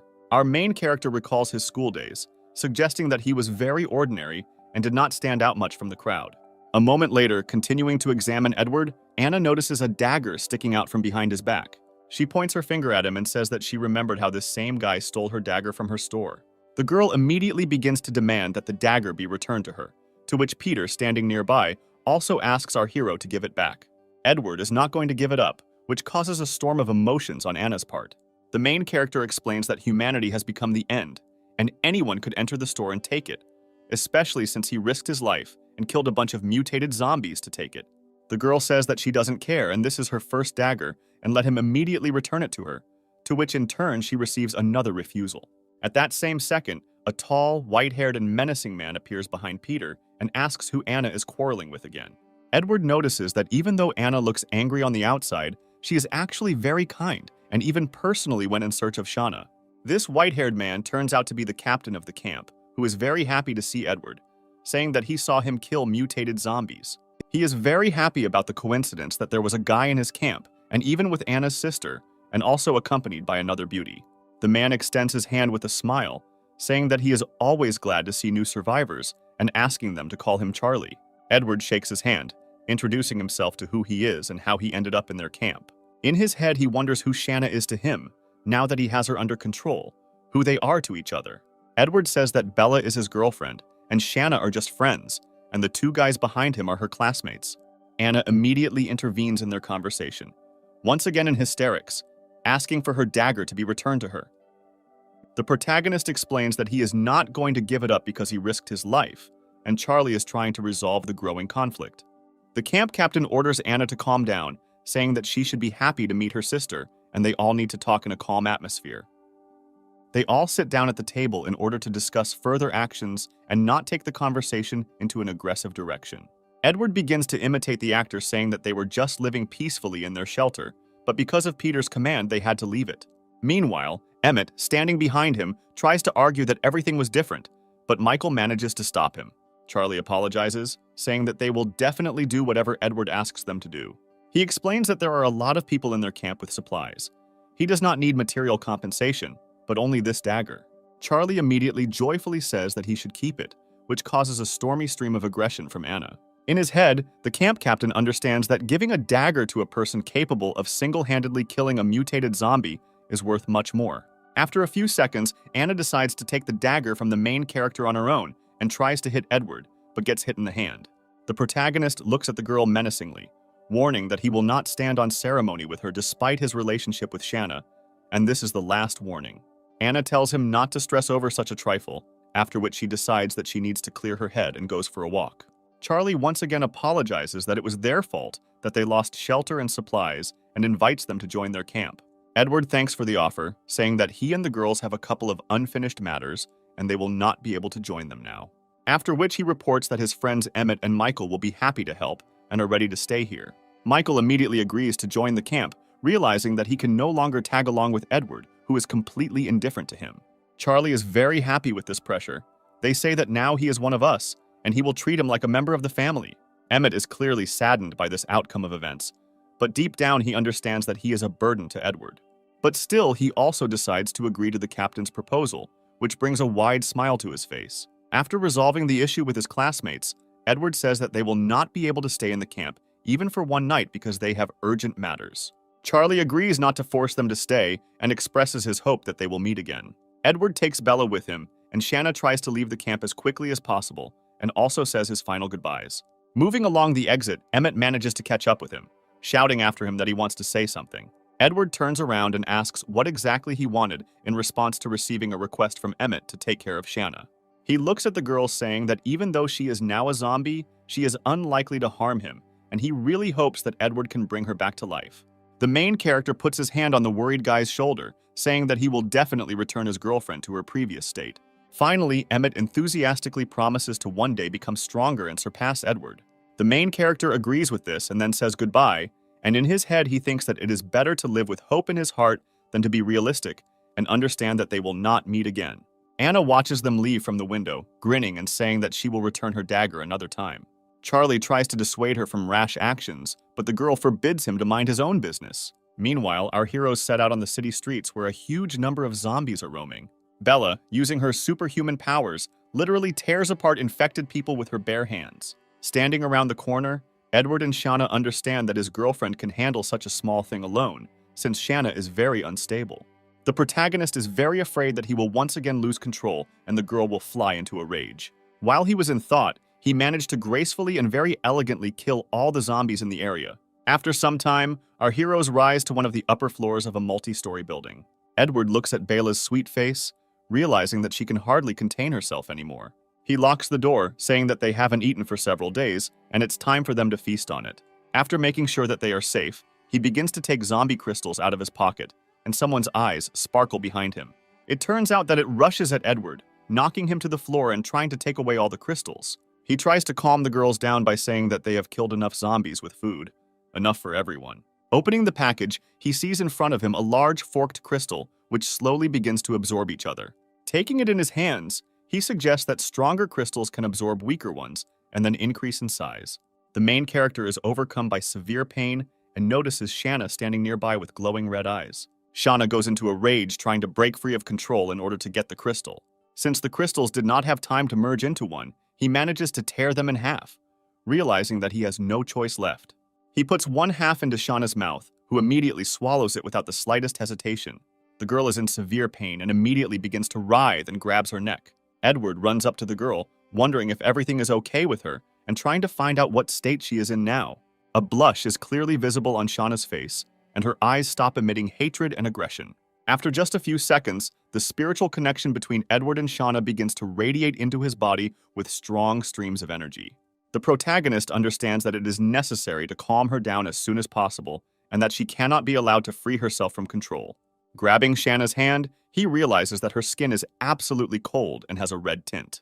After the waves stop attacking Edward's spiritual connection, Shanna loses consciousness and falls into his arms. He, the main character, is very glad that everything worked out, and the girl could not break out of control, after which he takes her in his arms and lays her on the nearby sofa. Looking at the sleeping Shanna, he suggests how she will be able to evolve and what will happen to her in the future.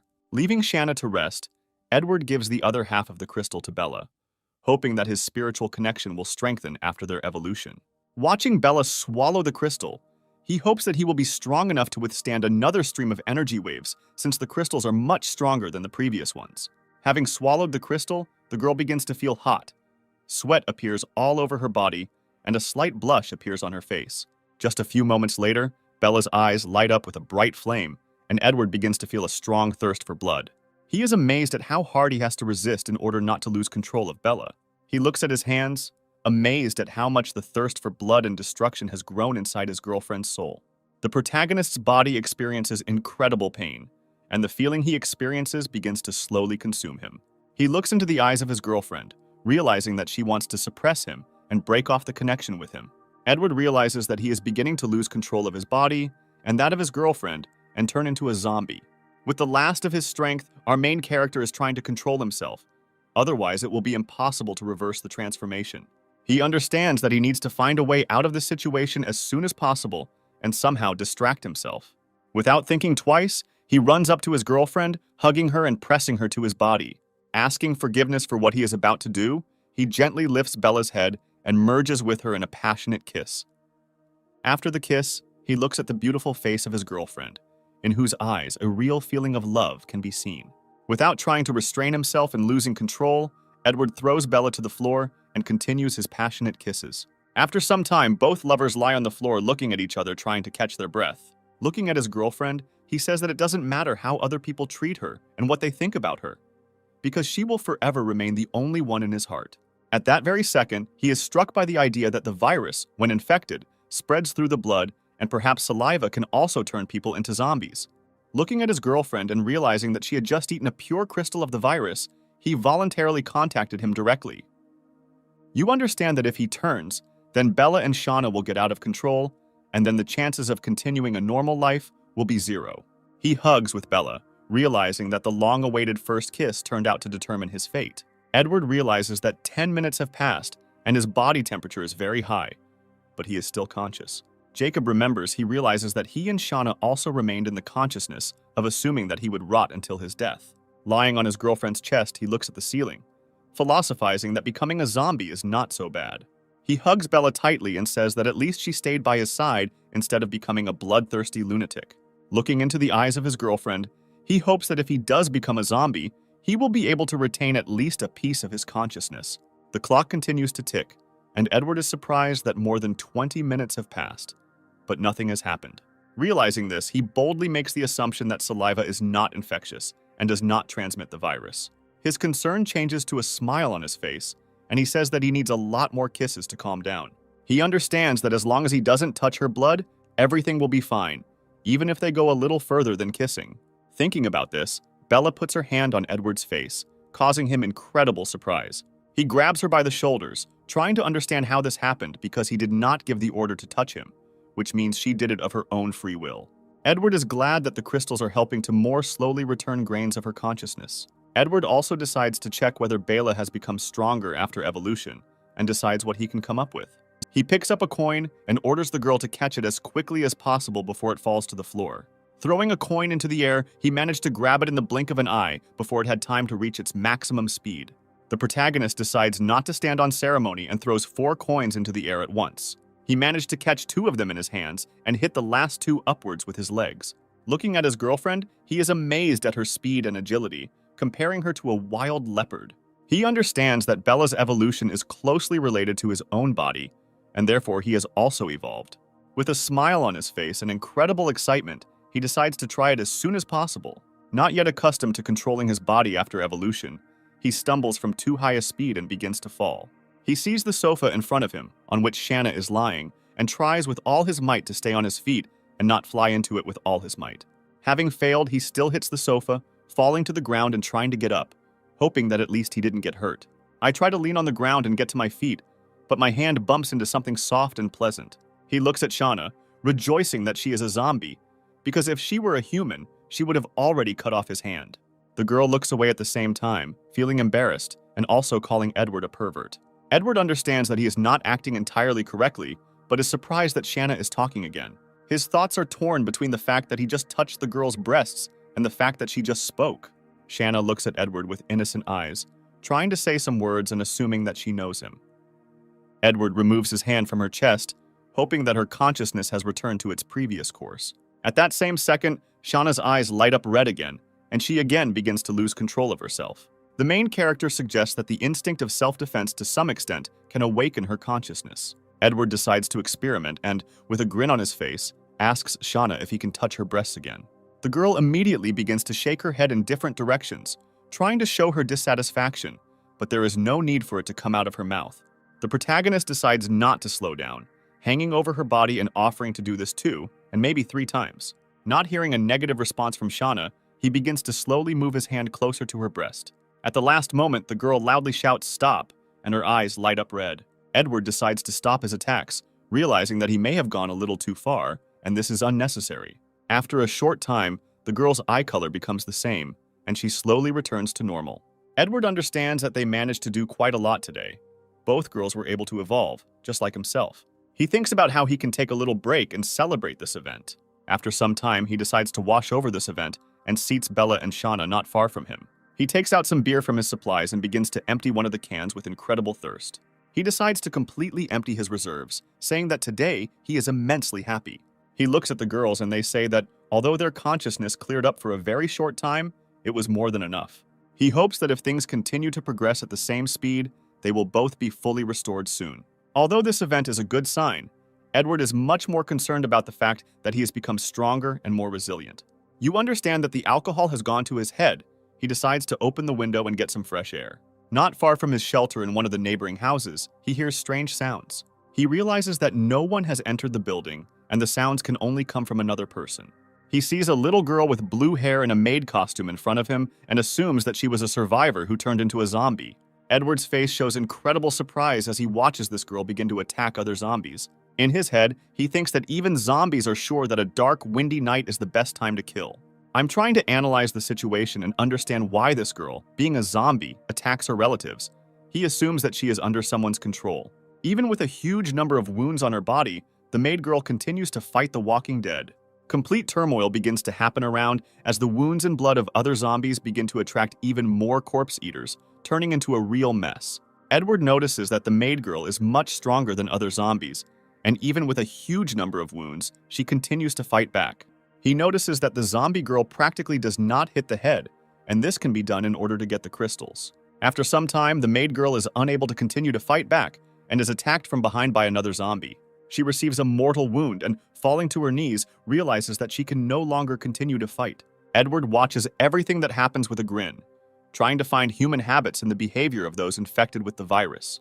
As I'm about to finish watching, he turns around and sees Shanna standing next to him behind him. He assumes that her smell of blood or this situation somehow influenced her. Using his spiritual connection, he senses an incredible lust for murder emanating from Shauna. Meanwhile, one of the surviving zombies begins to slowly evolve before our hero's eyes. After a short period of time, his body has gained a significant amount of muscle, and incredible confidence is visible on his face. Edward continues to monitor the development of the situation, realizing that the mutated zombie is beginning to attract weaker individuals. He decides to give the girl a chance to grab that zombie and drag her here for research. Looking at Shauna, he understands that she is too unstable and could very well get out of control. He orders them to go there and quickly completely sort it out and bring him the body of a mutated zombie. Meanwhile, the mutant continues to deal with the crowd of ordinary zombies attacking him. Edward manages to notice that the mutated zombie, in turn, begins to eat only those places where the crystals are located. He gives an order to Bella, and at that very second, she finds herself behind the zombie, about to finish him off with one blow. Using his physical skills, and with one movement of his hand, he sends a zombie into a deep knockout. Our heroes tie the mutant's body with ropes to the table, intending to begin studying it up and down. Edward takes the dagger into his hands, intending to begin an autopsy and study of what is happening with the body of the infected. The girls, under the leadership of Edward, assist him and help him hold the objects at hand. After some time during the autopsy, Edward pulls out an incomprehensible clot of green threads from the zombie's body. He concludes that similar thread-like matter has spread throughout almost the entire body of the zombie, especially in the brain. Deciding to make additional assumptions regarding the given substance, he decides to smell it and finds out that the smell is similar to a crystal. This thought leads him to a possible hypothesis regarding the structure of the zombie body, and he continues to perform an autopsy. He takes out a small crystal from the zombie's body from which threads stick out, realizing that every zombie has something similar, but the virus is so small that the crystal cannot be seen. This conclusion provides an answer to why other zombies begin to eat their relatives. They want to get even more virus and mutate.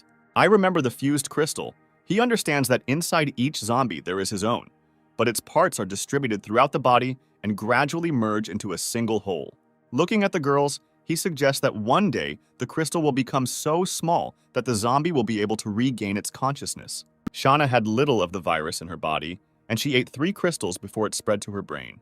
The main character believes that all his conclusions are most likely correct, and that Bella will soon be able to restore her consciousness. At this moment, he turns to Shanna's voice, who asks why he is smiling.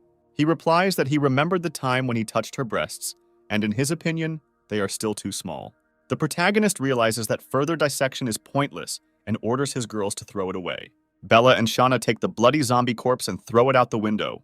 After some time, realizing that they are all dirty after the latest events, they go to a clothing store. Before they can open the store door from the inside, a crowd of walking dead rushes at them. Using his power, Edward manages to take control of all the infected present, after which the girls in the blink of an eye manage to deal with all the zombies standing in their way. Edward takes Bella's hand and takes her to the locker room to help her change clothes since she can't handle it herself. A few minutes later, the girl comes out in a new, beautiful snow-white dress that emphasizes her figure. After this, the main character notices how Shanna has already begun to choose a dress for herself, and apparently, her consciousness is returning faster than he expected. He looks at the red, traditional dress, sleeveless, which the girl chose. They say that it is not suitable because it is too noticeable. Imagining her in this dress, he thinks that it is not so important if she wears it when they are alone. Edward rummages through the store shelves trying to find a more suitable outfit for the girl and hands her one of the options. He also remembers that, apparently, Shanna will not be able to change clothes herself and goes to help. After some time, the girl finds herself dressed in a beautiful black dress, and artificial cat ears can be seen on her head. Edward smiles maliciously, admitting to himself that he has excellent taste. Just as I'm about to leave for the store, he stops abruptly and notices a group of people outside. These people turn out to be Michael, Peter, and Anna, who are closely looking at the corpse of a zombie. Looking at the captain's bloody axe, he understands that they risked themselves a lot to come here. But for what? She continues to examine the infected, trying to find traces of their murder. The girl asks Michael if Edward is really as strong as he described, receiving in response that this is the pure truth. She says that she will understand whether Michael is an enemy or not when they find the main character. Peter says that they could already leave here, to which Anna objects that she must deal with him today. The captain is cautious, suggesting that even if they find him, he is too strong for them. The girl begins to scream and orders not to whine because Edward was not able to kill them all alone. She suggests that all of Edward's strength lies in Shanna, who will leave him as soon as he sees her. Anna declares that it doesn't matter how they have to catch him today and rushes forward. I watch everything that happens from a safe place. Edward does not understand how a simple dagger could agitate the girl so much. He smirks, saying that she has set herself the impossible task of finding him in such a big city. He gives the order to use deft movements of his body to climb onto the roof of the building to inspect the area. He sees the trio of survivors heading straight towards him at very fast speed. Edward assumes that Anna knows his approximate location, but does not know where he is exactly. I'm trying to run away and somewhere to hide. He stumbles upon a computer club.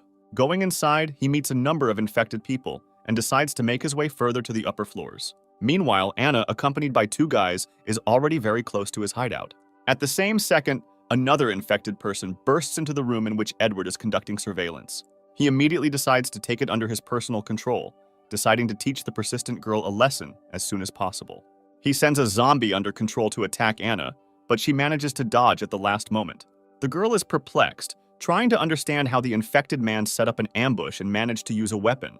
Hoping to finish off the attacker with one blow, she grabs her dagger, but while trying to strike, she misses. This causes even more shock to everyone present, since ordinary zombies are not capable of moving in this way.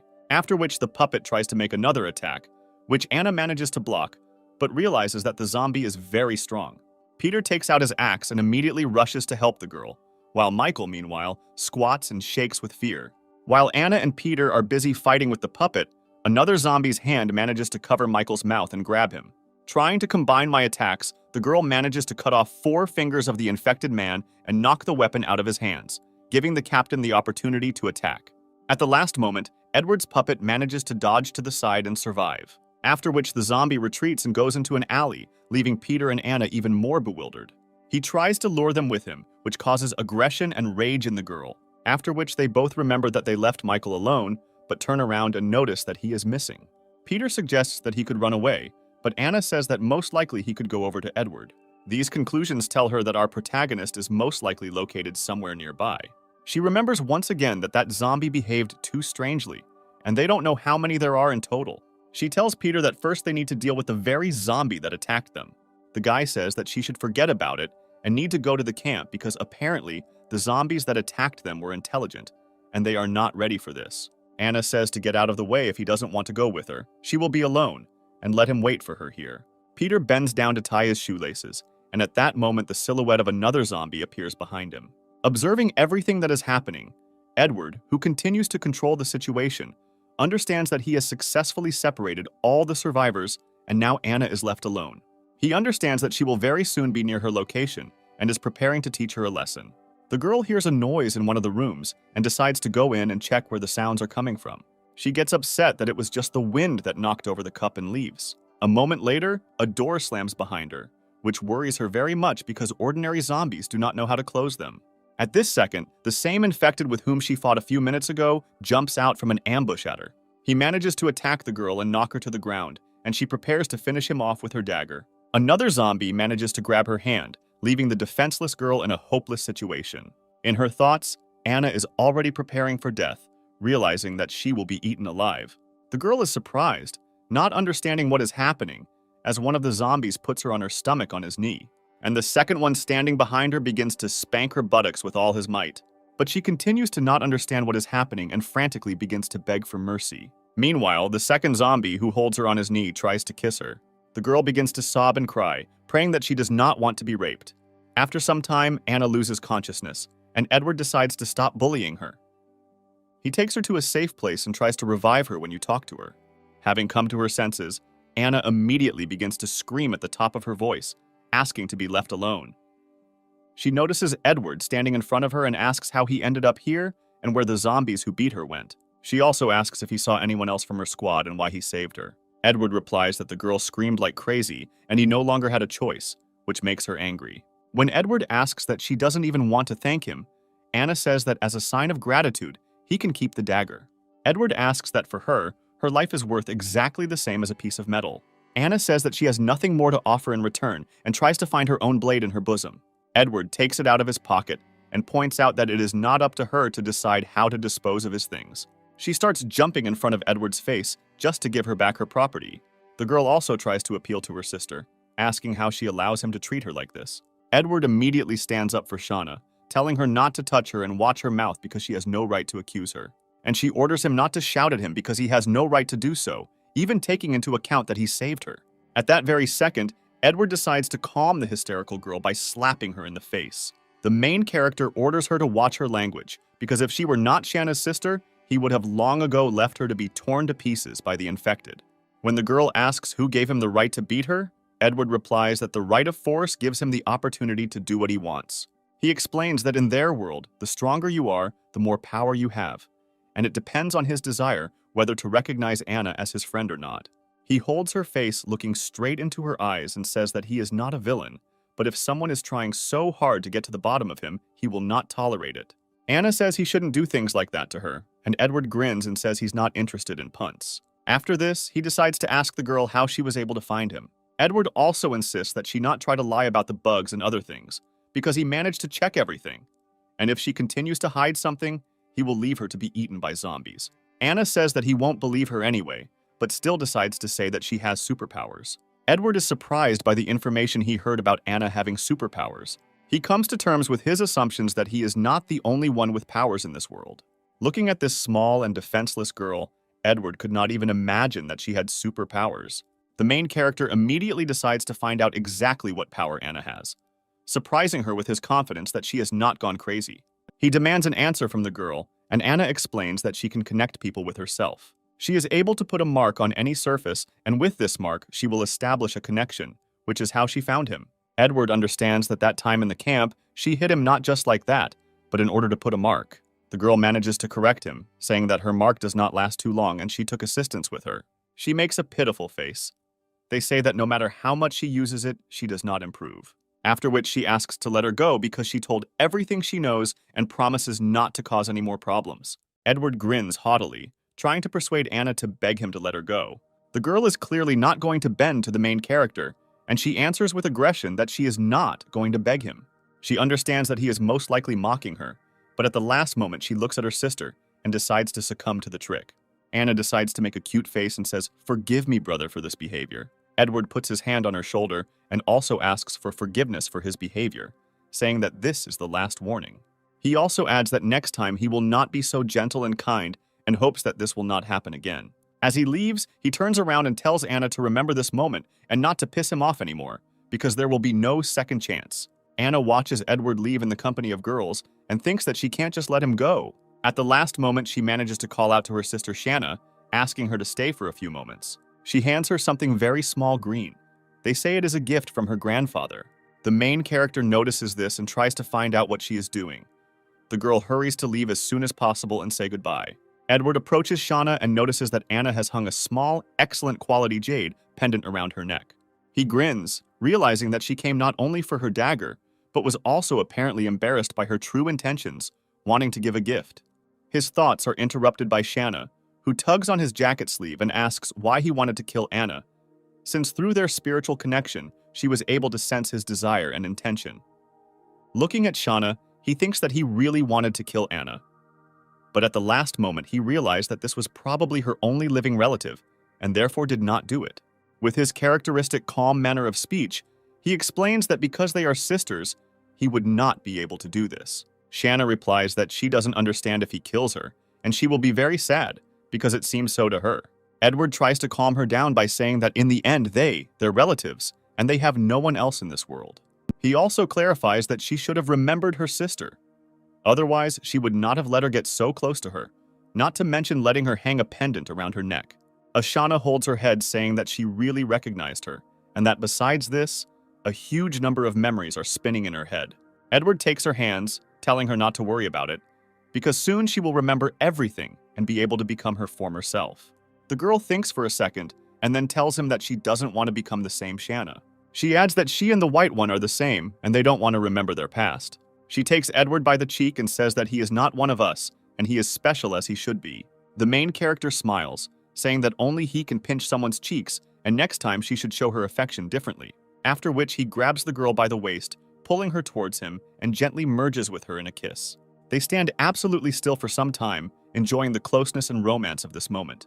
After the kiss ends, Shanna tries to describe her thoughts, saying that she finds it a little strange and finds it difficult to describe her feelings. The main character replies that he was just showing her how to do it, and next time she can take the initiative. Shanna begins to get closer to Edward again, offering to do it one more time and commit it to memory. All this is observed from the side by Bella, who watches with a straight face as Edward directs Shanna to move her tongue. A few moments later, their kiss ends, and the girl's face shows slight embarrassment. Immediately after this, Bella runs up to Edward, hugs him around the neck, and also tenderly merges with him in a kiss. At the same moment, our protagonist's heart begins to beat with incredible speed and purity. Edward grabs his chest with his hand, experiencing severe pain, realizing that this feeling is similar to when he first kissed Bella. Looking at the way Shanna wipes her lips, he assumes that her saliva has exactly the same effect. All this time he assumed that the saliva of zombie girls was poisonous, but on the contrary, it was useful and acted as a stimulant. He hugs Bella and Shanna and smilingly says that his zombie girls are a real treasure. After this, he remembers that he left Peter tied up in one of the rooms, and after he comes to his senses, he can easily get out. Well, he's not going to just let Michael go because his assumption that he will keep a low profile has collapsed, and besides, he knows too much. He breaks the spiritual connection with the zombie who is guarding Michael, realizing that his days will be numbered. Edward understands that today he killed a person for the first time, although not with his own hands, because if he doesn't do this, Michael will cause too many problems. The main character looks at the girls and ponders his further path to the campus, where they will go tomorrow. Our heroes have spent too much time and effort and decide to find a place to rest and spend the night. The protagonist, in a company of girls, sits at a table in a makeshift shelter and holds a bowl of freshly brewed noodles in his hands. He remembers, looking at her, that from the very beginning of the apocalypse he ate noodles only in dry form, and it was a luxury for him to brew them. Not intending to hesitate, he picks up his chopsticks and begins the meal with incredible pleasure and pleasure. He also remembers that before the apocalypse, he didn't really need anything, but he was rarely satisfied with his life, and now only noodles are enough to be happy. In the modern world, everyone cares only about their own survival, and Edward's goal is to restore Bella and Shanna's sanity. Looking at Shanna at this moment, he notices that her combat power has increased many times, as well as her sword skills. The main character also remembers the very dagger that he took from Anna and decides to give it to Bella. He puts the blade in her tender feminine hands while hugging her from behind and asks her to try it on herself. Using her physical skills and acquired weapons, Bella destroys one of the entrance doors with several lightning-fast swings. Looking at her, Edward is even more delighted and realizes that his girlfriend's combat power has also increased significantly with the use of weapons. He hugs Bella in a very joyful and inspired mood and offers to celebrate this event, after which all our heroes go to bed in order to have a good rest and move on with new strength. The next morning, Edward wakes up to two girls staring at his sleeping body. When he asks what exactly they were doing, Shanna replies that she really wanted to bite him. She also explains that Bella also wanted to do this, but doubted her desires. The main character wipes the sweat from his forehead, glad that he woke up early enough that they didn't have time to bite him in his sleep. Having collected all his things, Edward goes to the roof of the building, saying that today they have to collect supplies. He uses his spiritual connection and takes control of several weak zombies, sending them to collect food at a nearby store. He also sends one of them to get a box of bottled water, assuming that this will be too much, but it is better to take it in reserve. Keeping Bella and Shanna under control, he realizes that 3 more weak zombies is the limit for him, and he needs to get more crystals for evolution. He also sends another infected person on reconnaissance, remembering that there should be a shopping center in that direction. His assumption is supported by dreams, and the zombie scout reaches a huge shopping center, which is clearly filled with a horde of zombies. Having collected all their supplies, they go to that same shopping center and go around it from the back entrance. Edward carefully plans all his actions, realizing that at the beginning of the epidemic, people were rushing to the exit, so most of the infected will end up on the first and second floors. He also understands that the staff area will be much safer, but he still needs to keep his eyes open. The main character orders Bella to go forward and Shanna to cover their group from behind and be extremely careful. Our heroes begin to move and make their way inside the building, slowly but surely reaching the 3rd floor and not meeting a single infected person on their way. Edward suspects that something wrong is going on because there is not the slightest reaction from Bella and Shanna. Moving further into the building, our heroes still come across a number of infected people and decide not to attract too much attention. The main character remembers that mainly on the 3rd floor they sold clothes, and in the center there is a supermarket, and most likely there is something interesting there. Our heroes move further and further into the shopping center, hoping that they will meet mutated individuals on their way. At some point, Shanna stops and wants to ask Edward a question that worries her, because it seems to her that something is wrong. At that same second, someone suddenly grabs the girl from around the corner and drags her away with him. Edward, accompanied by Bella, immediately rushes after the attacker in order to save Shanna. Meanwhile, the girl finds herself pinned to the floor trying to defend herself with her katana. Apparently, one of the mutated zombies in the mall who attacked her is baring her teeth with the desire to tear her apart. A few moments later, the door opens and an alarmed Edward rushes into the room, running to her rescue. Taking advantage of a second of confusion, Shanna manages to throw the infected away from herself with a powerful kick. He decides not to waste the opportunity, and while the zombies are in the air, finish him off with one blow. At the last moment, while in flight, the mutated one manages to dodge and avoid inevitable death. Edward immediately notices that she is not the ordinary infected he met earlier, because none of them could dodge attacks. He immediately orders the girls to step back, realizing that they need to be as careful as possible because this zombie is the most dangerous. The 3 of them slowly and carefully try to drive the attacker into a corner and deal with her with minimal losses. The main character understands that she is much smarter and stronger than other mutated ones and is already an advanced zombie. The infected, realizing that they are going to drive her into a corner, begins to drink furiously and her eyes fill with rage. Using her physical abilities, she tries to escape, realizing that the numerical advantage will not work in her favor. Shanna immediately manages to react to her attempt to escape and tries to strike with a katana, which the infected immediately manages to block. At this point, Edward tries to confuse the attacker by trying to take control of her with his spiritual power. The level of his evolution turns out to be completely insufficient for such manipulations, and the attempt is unsuccessful. The main character manages to feel his weakness with his whole body, since the rupture of spiritual energy occurs very quickly. The mutated girl clearly doesn't like this, and she immediately rushes towards Edward with the desire to tear him to pieces. Its speed clearly exceeds the reflexes of our protagonist, and without having time to react, he is pressed into the ground. The zombie reaches its mouth towards Edward's face with the desire to tear off a tasty piece of flesh from him. Trying with all my might to defend myself from the attack, the main character manages to grab the attacker by the throat, after which, with a powerful blow of his right hand, he hits her in the face, causing the mutated woman to lose several teeth. At this moment, rage takes over the zombie's mind even more, and she begins to control both of Edward's hands. In outbursts of anger, she squeezes our main character's shoulder with all her might, causing bones to crunch. Screaming in pain, the protagonist immediately orders the girls not to hesitate and to deal with the attacker as soon as possible. Bella and Shanna at that very second find themselves behind the zombies, about to deliver the decisive blow. In an instant, both of the mutated zombies' arms are severed and sent flying. Apparently, the infected woman did not even have time to realize what had happened and simply begins to scream in rage.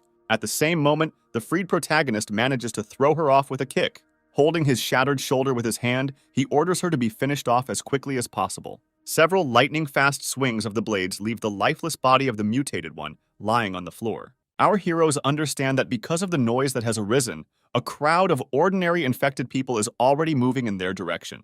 After remembering to take the crystal, they decide that now is the time to retreat and recuperate. Having got out of the building, the girls help the wounded Edward get to the nearest shelter as quickly as possible. Having reached a safe place, the main character groans in pain and asks to be more gentle with him. Realizing that Shauna is not good at bandaging wounds, he asks Bella to do this. Edward suggests that his control over her is too weak and Shanna's bandages are too tight and may only cause more bruises. Remembering his last fight, he suggests that that girl was stronger than Bella and Shauna combined. Looking at Shanna, he thinks that if they both become advanced zombies, it will be amazing. His thoughts are interrupted by another crack of his own bones because he has weakened his control over Bella. Edward immediately manages to make a funny grimace and realizes that he cannot be distracted even for a second. Having finished binding our wounds, the heroes decide to think about a plan for their further actions. The protagonist decides that now is the right time to divide the crystal they have mined between the girls. Before dividing the crystal at the last moment, Edward decides to smell it, and it turns out that he thinks it tastes good. Remembering his past experiences, it seemed to him that the crystals smelled bad, and that now, in addition to the opposite, he wanted to eat them. He assumes that the girl's thoughts influenced his consciousness because for an ordinary person, such behavior is very strange. The main character breaks the resulting crystal in half and decides to give each of the girls one half. Shanna decides to give the more concentrated part of the crystal to Bella and puts it in her mouth. After absorbing the crystal, a wave of energy and pleasure begins to cover the girls. After some time, joy and pleasure are replaced by a fit of wild aggression, and their eyes light up bright red. At this moment, the protagonist realizes that they are both beginning to evolve and need to be on their guard. Using my spiritual power, he feels that this crystal is much stronger than those that were before, and that they cannot be allowed to take control. This time, the evolutionary processes took much longer than before, and at least 3 days passed. After this time, Edward calmly exhales, glad that everything happened without unnecessary complications. His joyful rejoicing is interrupted by Shanna, who suddenly says that she remembered something. What he heard evokes surprise and hope on the protagonist's face that the girl's memory has returned. Shanna points her finger at him and says that she remembered how he pestered her some time ago. She describes how he touched her breasts, took off her clothes, and groped her under the pretext of bathing. Edward, who clearly did not expect such a reaction, hoped that, having regained his sanity, the first thing he would do would be to pay and thank him for saving his life. Looking into his eyes, Shanna adds that she thinks that in the human world, this is called harassment. Decide to change the topic. The main character decides to clarify whether she remembered anything else about her past life.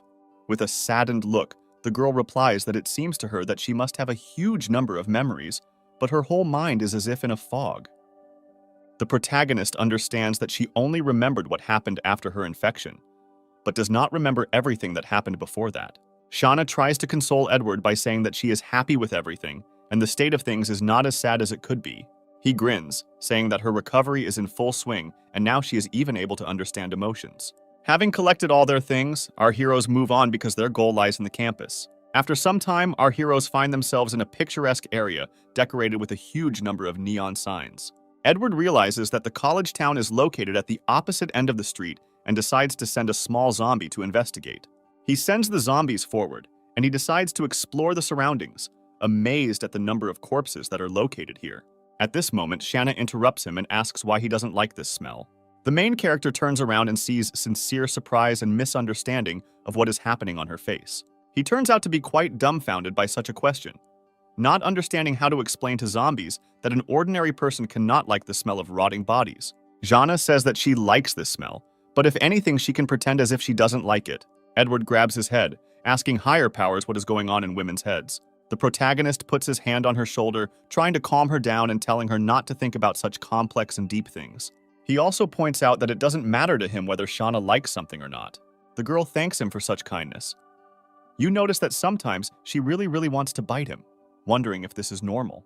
Meanwhile, their conversation is interrupted by the fact that the main character feels like the connection between him and the zombie scout has been broken.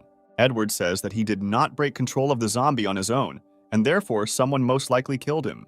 Looking through the eyes of a zombie scout just a few minutes earlier, we see how he made it to the karaoke bar. After which unexpected ambushes, someone hit him on the head with a blunt, heavy object. Looking at the girls, Edward realizes that their inner instinct also did not detect anything, which means it was most likely a person. Taking out his dagger from his bosom, he decides to go to that very place as soon as possible and check what happened. Having reached that very place, he discovers the corpse of a zombie scout, realizing that his assumptions have come true. At that same second, Bella begins to feel something strange and, looking deeper into the building, realizes that something is definitely wrong here. Edward decides to use his spiritual power and take one of the zombies on the street as bait. Having taken control of one infected, he sends it as bait and decides to ambush it himself. Using his puppet, he begins to destroy and smash everything around in an attempt to attract attention. After some time of unsuccessful attempts, he realizes that the zombie has made so much noise, but no one has reacted yet, and this is even more suspicious. With all this, he looks at his girlfriend and realizes that her instincts are clearly sensing something. The main character decides to continue crumbling everything around, waiting for the moment when the stranger deigns to show up. At some point, someone attacks the bait zombie from behind, piercing its head with a huge kitchen knife. The zombie attacker turns out to be a surviving guy with yellow hair who shouts that he knows about the presence of our heroes and asks them to come out of hiding. Encouraged, Edward crawls out from behind the bar asking how he can contact him. The mysterious guy decides not to engage in dialogue with our heroes and immediately begins to get into a fight. Attacking Edward, the stranger manages to pull out a red ball from his jacket pocket and throw it towards the main character, but he manages to cut it in flight. Having cut the ball, its contents fall into the eyes and nostrils of our protagonist, causing him to cough and cry. Taking advantage of the moment of confusion, the stranger wastes no time getting ready to finish off our main character. Shanna manages to stop him, knocking the weapon out of his hands and threatening him with her katana. Meanwhile, Edward, trying to rub his eyes and see at least something, orders the girl not to kill him. The unfamiliar guy exhales. I'm glad that he'll stay alive because I thought that he had just a few seconds left. His joy is immediately interrupted by a sharp kick in the back, causing him to fall to the ground and begin to groan in pain. An enraged Shanna explains her actions by saying that she was ordered not to kill him, but no one forbade him to beat him. The girl takes the stranger by the collar, giving the stranger several slaps in the face and warning him not to make sudden movements. Meanwhile, Bella takes a rag and a bottle of water from her supplies and tries to wash out our protagonist's eyes. Having regained the ability to contemplate the world around him, Edward notices the weapon with which the stranger tried to hit him.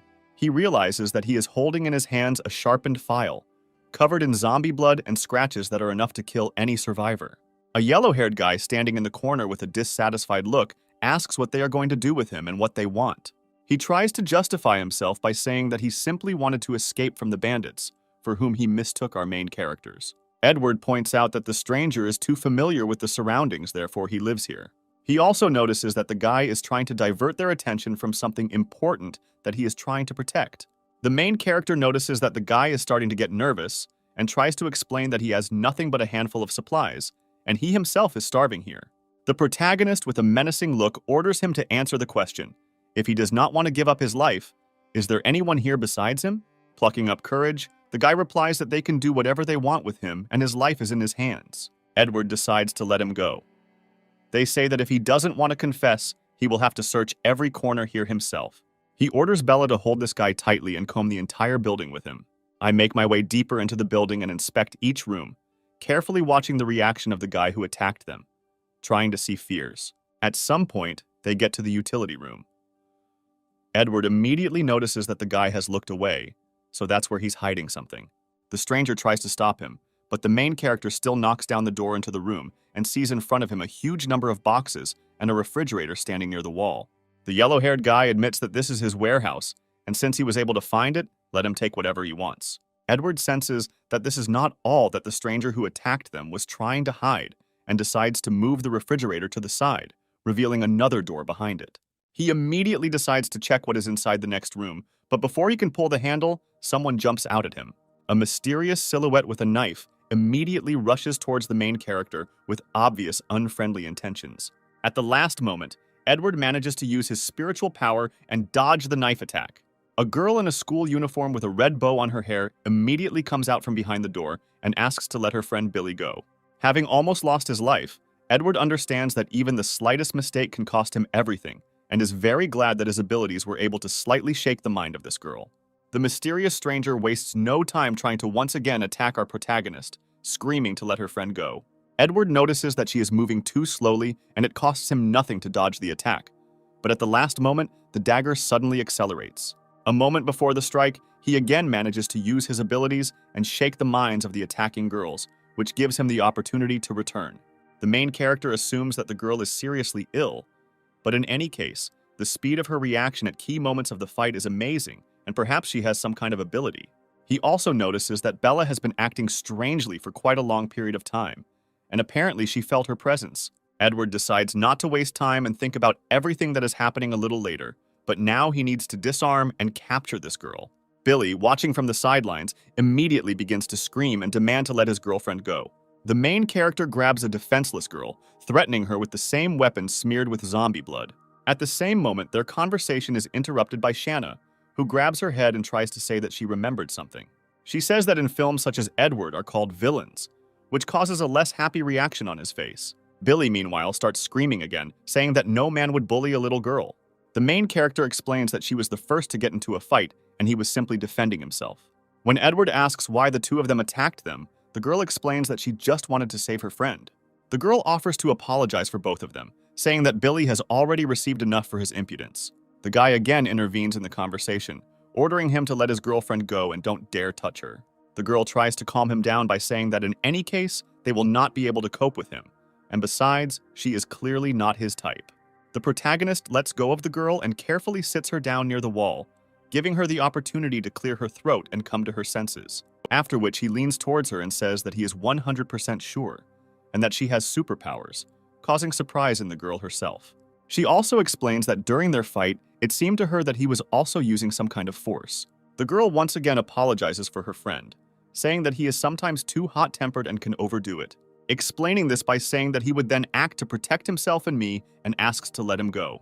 Edward understands the situation perfectly well, but she is beyond interested in him much more than relationships. The girl explains that her ability allows her to speed up herself and her reactions, as if slowing down time. The main character praises her for her honesty, hearing in response that in any case, they are his hostages, and there is no point in lying. Looking at her, he realizes that in their duet, she is the main one, and if she were healthy, she would be much stronger and would not be stuck here. Having finished the showdown, Edward decides to look around and study their shelter in more detail. Sitting down to rest for a while, he explains that because of the pepper bomb, they will have to stay here for a while and also discuss compensation for the damage caused. The girl points to them and says that they have already beaten him more than once and that they want more. She also points out one of Edward's companions, saying that she seems very familiar to her and suggests that she studied at the city's university. Looking at Bilo, she explains that she was the main beauty of the university, and he was very lucky to have her. After which the girl decides to introduce herself. They say that her name is Nikki, and she is a first-year student in the English language department, and Billy studied in the physical education department. Nike also asks not to be angry with his friend, saying that he is a very good guy, just a little nervous. Analyzing everything that happens, the protagonist understands that these two had problems because of unfriendly survivors. Looking at him, he understands that the current state of affairs does not allow him to be truly calm, and every day he has to put up with new dangers.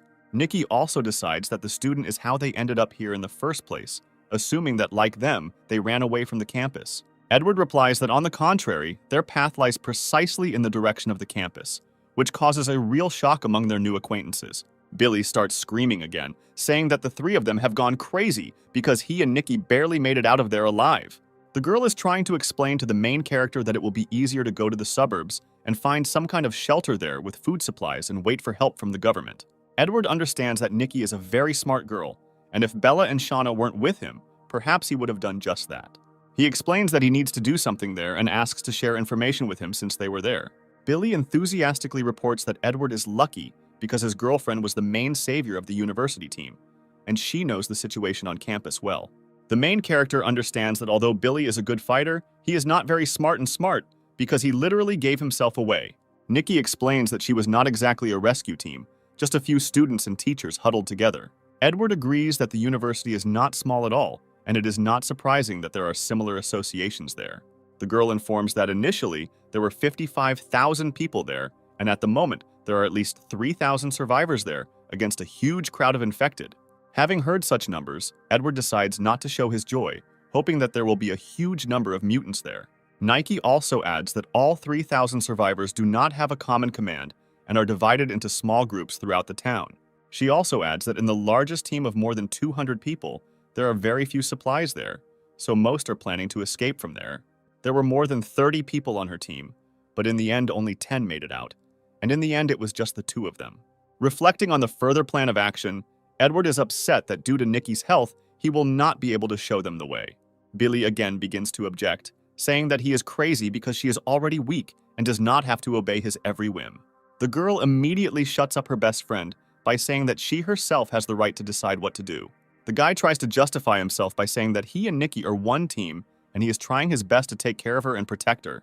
Edward immediately objects to such a statement, asking why he locked her in such a place and watched her slowly die. Nikki immediately orders his friend to shut up if he doesn't want to get beaten up again. Billy falls silent and quietly grinds his teeth, thinking to himself who this guy even is that has the right to shout at him. The main character says that he doesn't want to cause her problems and asks her to just draw him a map and they will be even. Nikki immediately counters with confidence and a straight face, saying that she will go with them. Looking at the trio of our heroes, she claims that she will find the strength and courage to accompany them to the campus. Her friend immediately tries to object, trying to dissuade her from such a reckless idea, explaining that it is too dangerous there and it is not worth going there. Nikki explains that the days go by and she only gets worse, and she doesn't want to die. She certainly doesn't have an illness. The girl claims that she will not become ballast and that he will help her along the way, but on the condition that he can take them to the university hospital. When Edward asks why she should go to the hospital, they will return to their rescue team. She simply smiles sweetly. The girl explains that she just wants to find some medicine in the hospital because it's better than just waiting for death.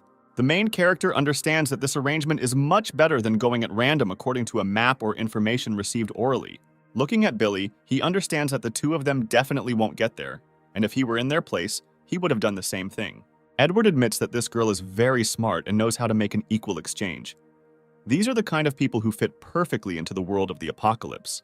The protagonist immediately decides to set several conditions, saying that if through their fault they find themselves in danger, then his team will be a priority. Nikki asks to look at her and answer honestly whether, in his opinion, she can cause trouble. Standing next to him, Billy also agrees that everything along the way should go smoothly without any visible incidents. Edward says that it is too late to set off today, and he planned to find shelter to wait out the night. The girl invites them all to stay here because it's safe here and zombies don't come here, to which the main character happily agrees. Nikki also decides to find out how many people with superpowers exist, according to Edward. He thinks, remembering that so far he has only met Anna and Nikki herself, and each of them is useful in their own way. Shaking his head from side to side, he says that, in his opinion, there are not so many of them, and they are very rarely the exception. The girl adds that as far as she knows, there is only one other person at the university with super abilities, but he is bad and it is better not to meet him. Edward also decides to clarify how exactly the girl received her ability in return, and she has had it since birth. Pondering the information received, the main character comes to the conclusion that his super ability is still a mystery because he still has very little information. Having finished the conversation, the main character says that they will look for another room and they will be allowed here. Billy already wants to object to why he is trying to be alone, but Nikki immediately stops him and asks him not to stick his nose where it shouldn't. Finally, Edward looks at his new acquaintances, rejoicing that they are very good people, and agreed to help him. After which he, accompanied by the girls, leaves the hidden room and goes in search of the room. Nikki is glad that their new acquaintance behaved quite well with her, although it is unlikely that she would have been able to do anything if he had begun to threaten her. She also says that Billy may hate him, but he must understand that his strength clearly puts him a step above them.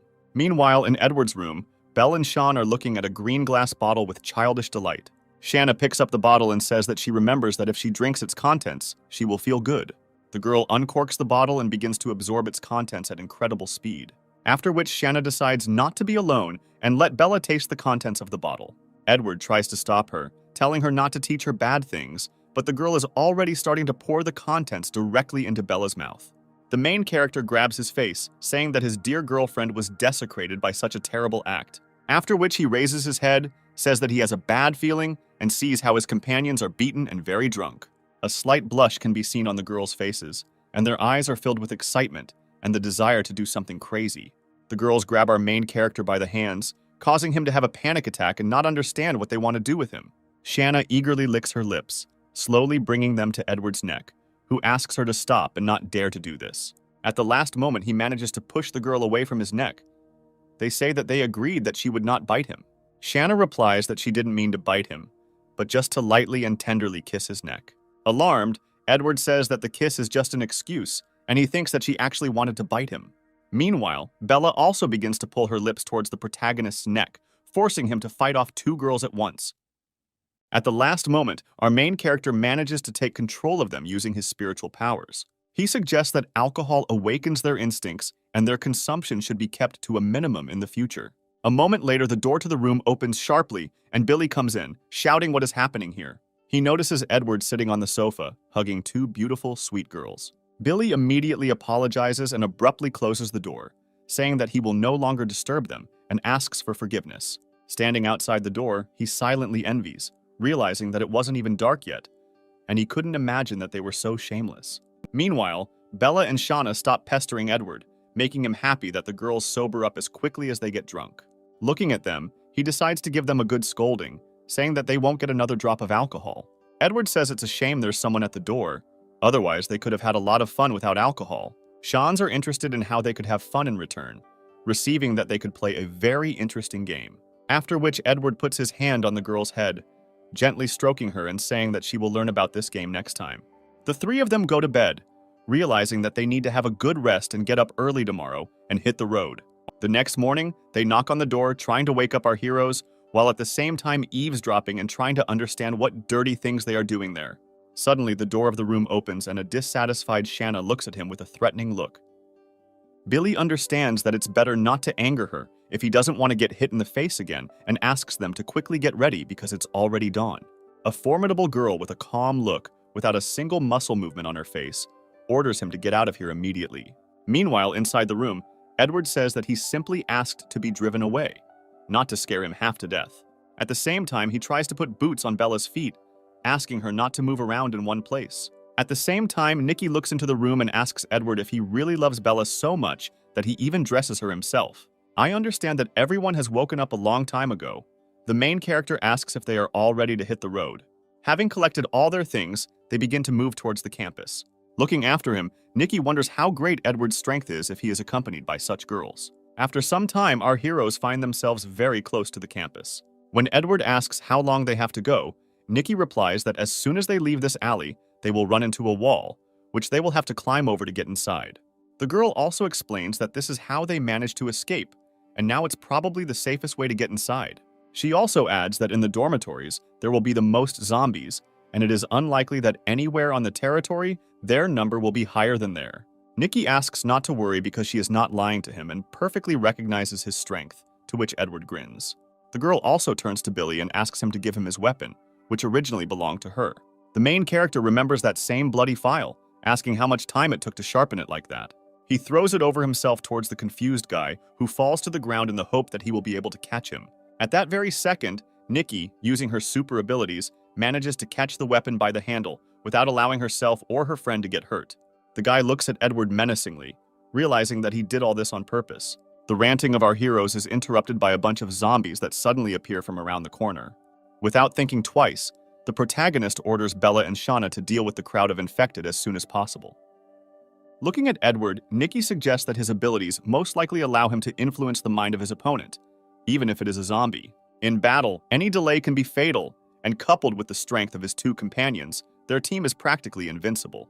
Having dealt with the infected, they fought and looked at the bloody Shanna and fell into slight horror. Nike approaches our main character enthusiastically, saying that he has a very strong ability, and he in turn also praises her powers.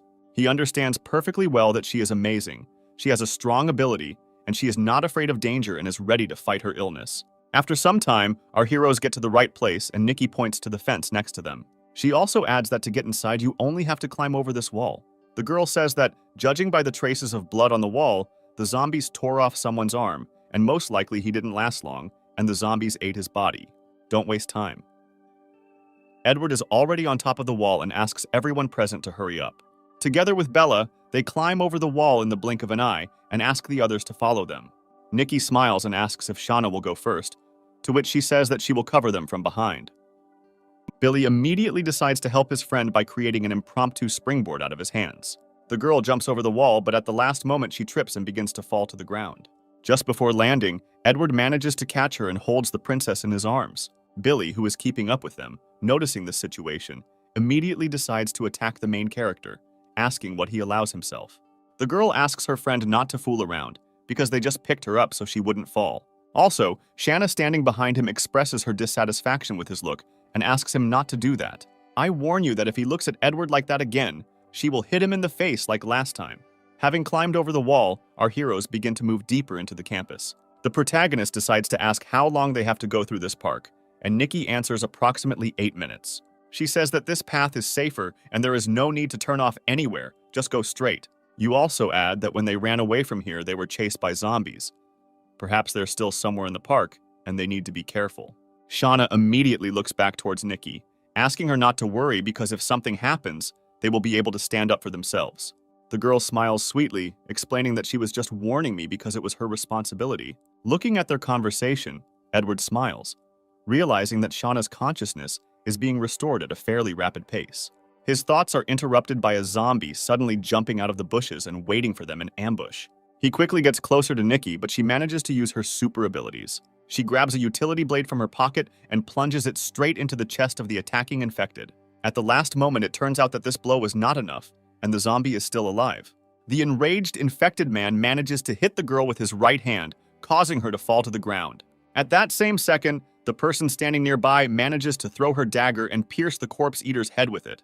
Concerned, Billy helps his friend get up, asking if she's okay, saying that they need to move on. The girl thanks for her salvation, hearing in response that this was part of their deal because they promised to protect her. Before moving on, the belly begins to scream furiously, pointing at the corpse of a zombie, claiming that it is their acquaintance. An angry Edward immediately manages to slap him in the face, ordering him to shut up and not shout to the whole neighborhood.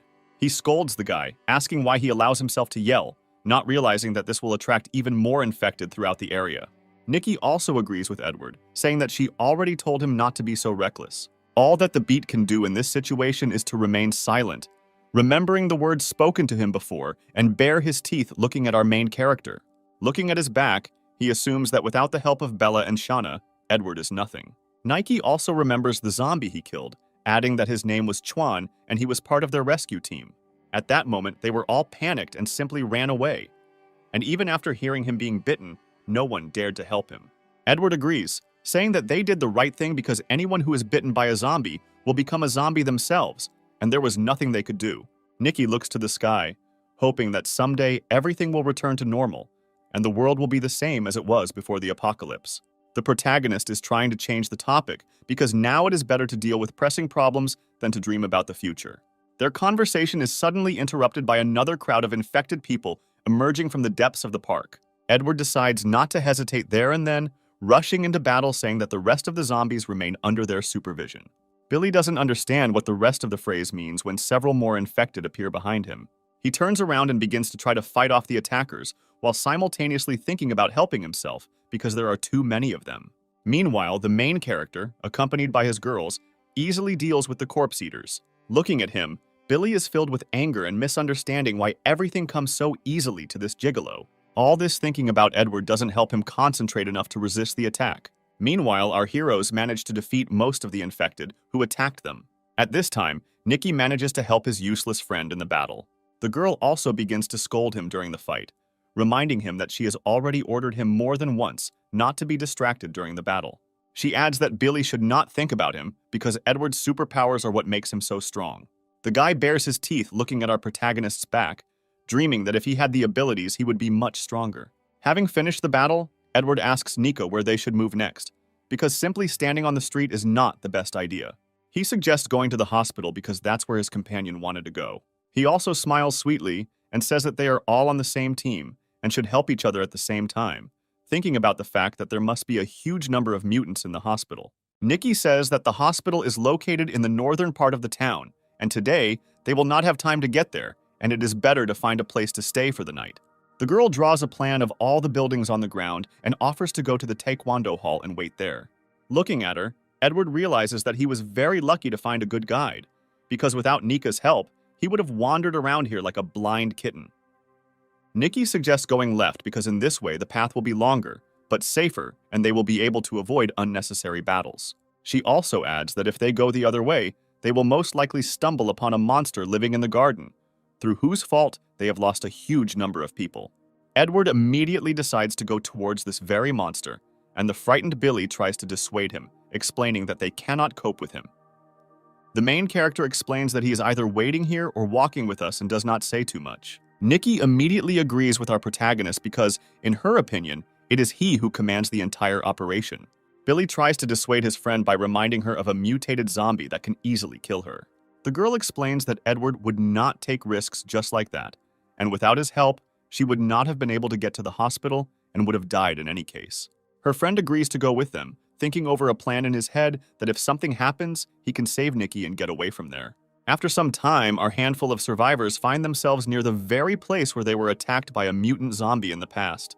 Billy begins to worry too much about trying to protect Nikki with his body and asks her to stay as close as possible. Meanwhile, Edward notices that Bella and Shanna sense some kind of danger using their instincts. A moment later, a rumble begins to be heard nearby, and everything around shakes and trembles. The roar begins to intensify, and from around the corner, a huge mutated girl appears holding the corpse of a student in her hands. Nikki immediately decides to warn Edward, saying that apparently this zombie prefers handsome men. Seeing our main character, the zombie throws away the pipes he is holding in his hands, and with glowing eyes, he begins to move towards the protagonist. At this moment, Billy grins and says that apparently, a new addition is planned to the harem of our main character. Hearing this, Bella and Shanna's face turns sharply red, and slight embarrassment begins to be read in their eyes. Both of them, without saying a word, but absolutely synchronously step on Edward's feet with their boots, causing him to scream sharply. Our main character immediately falls to the ground, not understanding what is happening and what is on his girls' minds now. Bella and Shanna look at Edward menacingly, and, with straight faces, ask him not to act like a jerk. Alarmed, Nikki asks what they are doing there, because behind them, there is already a mutant zombie very close. A colossal zombie girl rushes towards our heroes like a 40-ton tank rushing at full speed. At the same second, Bella and Shanna turned around and hit the attacker on the cheeks with all their might with their palms, after which, with incredible speed, they forcefully sent her flying into the sky. Everyone present, including our hero, finds themselves in complete shock as they watch the scene unfold before their eyes. In the blink of an eye, the zombie mutant is defeated, and Bella and Shanna only slightly straighten their hair. Edward orders one of the girls to take the crystals, but not to eat too many of them. Billy decides to express his surprise because it was not difficult for them to swat the mutated zombie like a bug. When Nika asks if they have met other mutated ones, Edward replies that this individual was not the strongest of those they had met. Billy, standing next to him, is in complete shock, realizing that it was the mutant who killed a bunch of their classmates, and they didn't even take a breath and dealt with her. Looking at the back of Edward and his girls, he realizes how great the difference in power is between him and Edward. Nikki notes, asking Edward that apparently they are not just lovers, but also loyal comrades. The main character agrees with this statement, realizing that it is very difficult to describe their relationship in words. Having gone further, our heroes still manage to get to the Taekwondo hall where they are going to spend the night. Nikki says that the room on the northern part of the second floor will be perfect for them because it has a good view of the street and is easy to leave if something happens. Edward is amazed at her knowledge, and the girl explains that her comrades told her about this place before the start of the apocalypse. Nike says that she is a weak girl and also sick, so she needs to make every effort to survive. The protagonist decides to cheer her up a little and expresses his hope for her high chances of getting better soon. Having reached that very room, they stand in front of the bloody doors deciding what to do next. Edward decides to listen to what is happening inside the room and realizes that someone's voices are coming from there. At this moment, the door suddenly opens and they are greeted by a gray-haired man wearing glasses who asks what faculty they are from.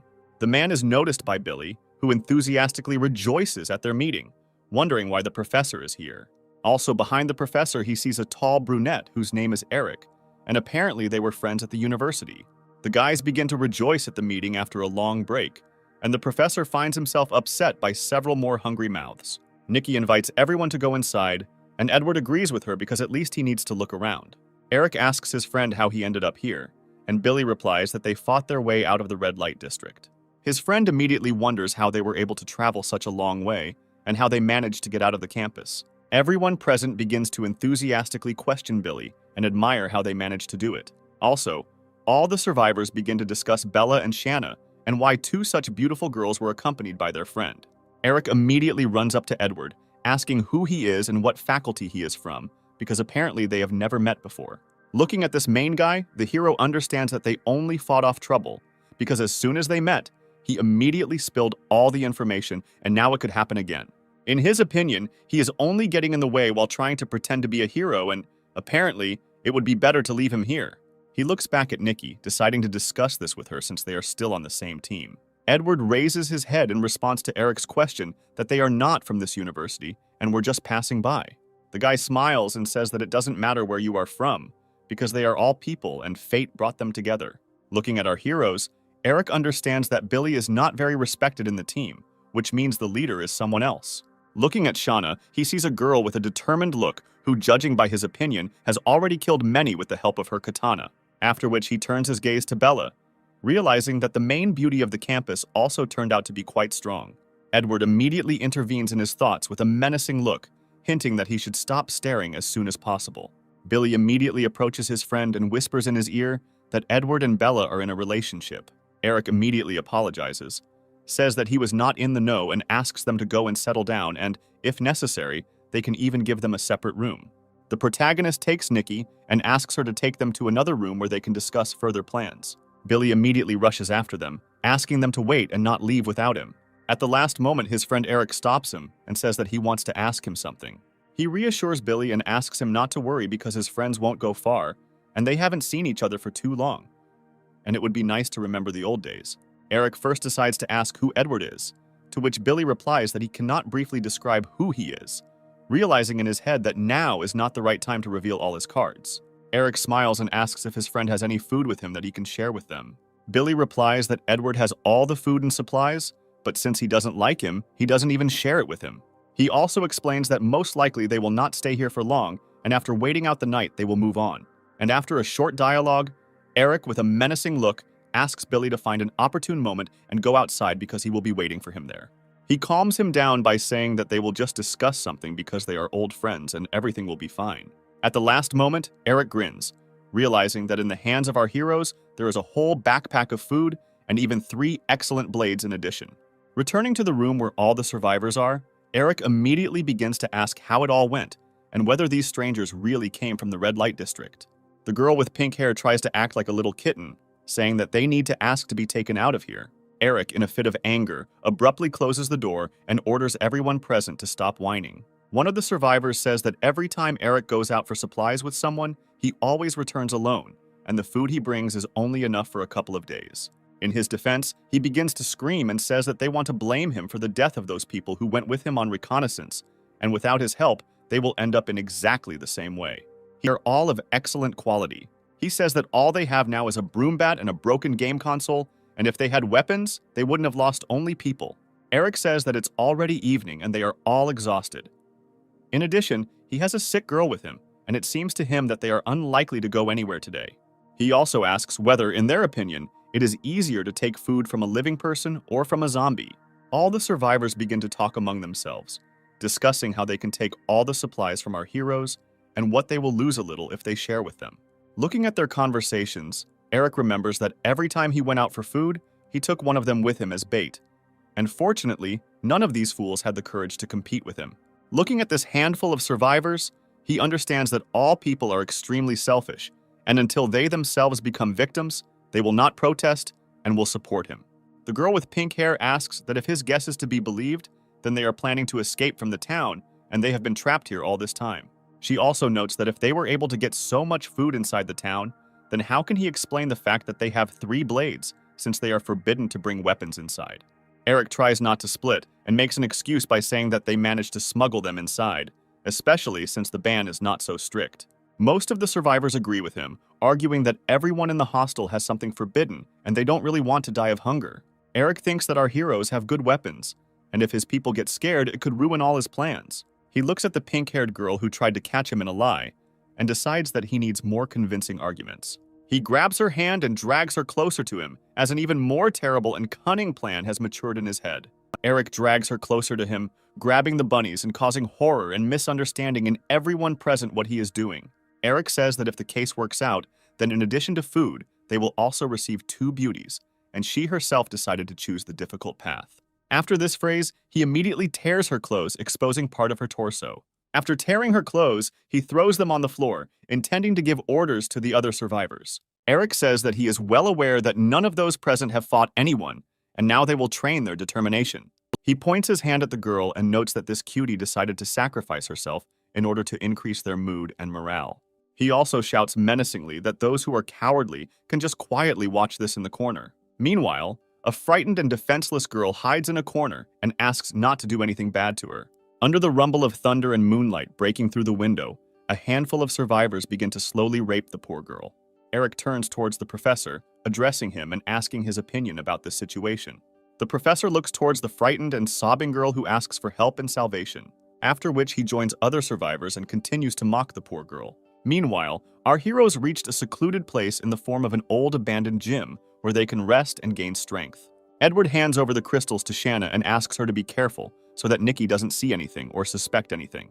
The girls immediately start playing and acting like little children, and the main character once again asks them to be quiet. Shanna looks at Edward saying that if he feeds them himself, they will be much quieter. The main character sighs and understands that he has no choice and needs to indulge the whims of little girls.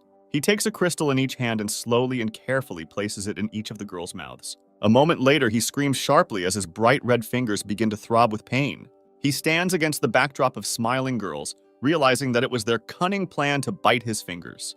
Nearby, Nikki sighs, wondering how they can have fun with each other after a whole day of fighting the infected.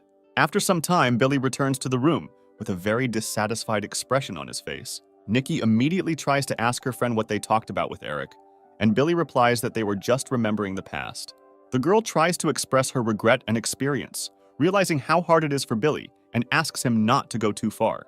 He jumps up and in an aggressive manner tries to say that he might not have come here with her if it were another girl, after which he immediately asks for forgiveness for his words, saying that if it weren't for Nikki, he would have been dead a long time ago.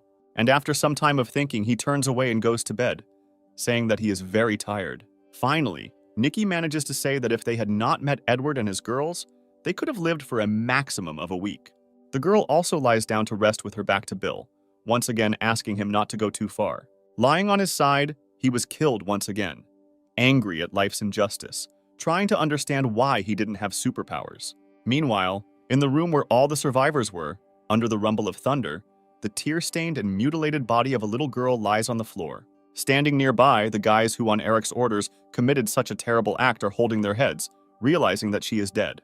Eric, standing nearby, immediately kicks one of the frightened guys with his foot and orders him not to yell so as not to attract zombies in the area. He explains to everyone present that there is no turning back, they all raped her and now she is dead. Looking at the teacher sitting in the corner, he asks to look after all the survivors while Eric leaves for a while. Meanwhile, in Edward's room, they beat him and stood opposite him and the sleeping girls, intending to do something bad. Holding his file in his hands, he thinks that if he attacks right now, he could, if not kill, then at least infect Edward. In his thoughts, he hopes that after the death of the main character, Nikki will return to him without hesitation and will obey. Having plucked up courage, he already makes a swing, realizing that he cannot hesitate and time is not in his favor. At the last moment, he stops realizing that even if he manages to kill Edward, Bell and Shanna, will immediately finish him off before he can get too far. Having thought everything over again, Billy decides to finish him off after he takes them to the hospital, and the main thing is to pick the right moment. Having hidden his weapon, he decides to go meet Eric and at the same time find out what exactly he is up to. As soon as Billy leaves, Edward immediately opens his eyes because all this time he was awake and watching his actions. Meanwhile, Eric, accompanied by his friend, climbs the stairs to the roof, once again asking about the supplies they have. Eric tries to seem friendly, rejoicing that they managed to meet again despite all the nightmare happening around. At one point, he leans sharply towards Billy and tells him that apparently he was not having the best day. Eric tries to gain Bila's trust by asking him not to hold a grudge against Edward and tell him if he did something bad. Billy begins to suspect that his friend is clearly up to something nasty, and he wonders why he should interfere with him.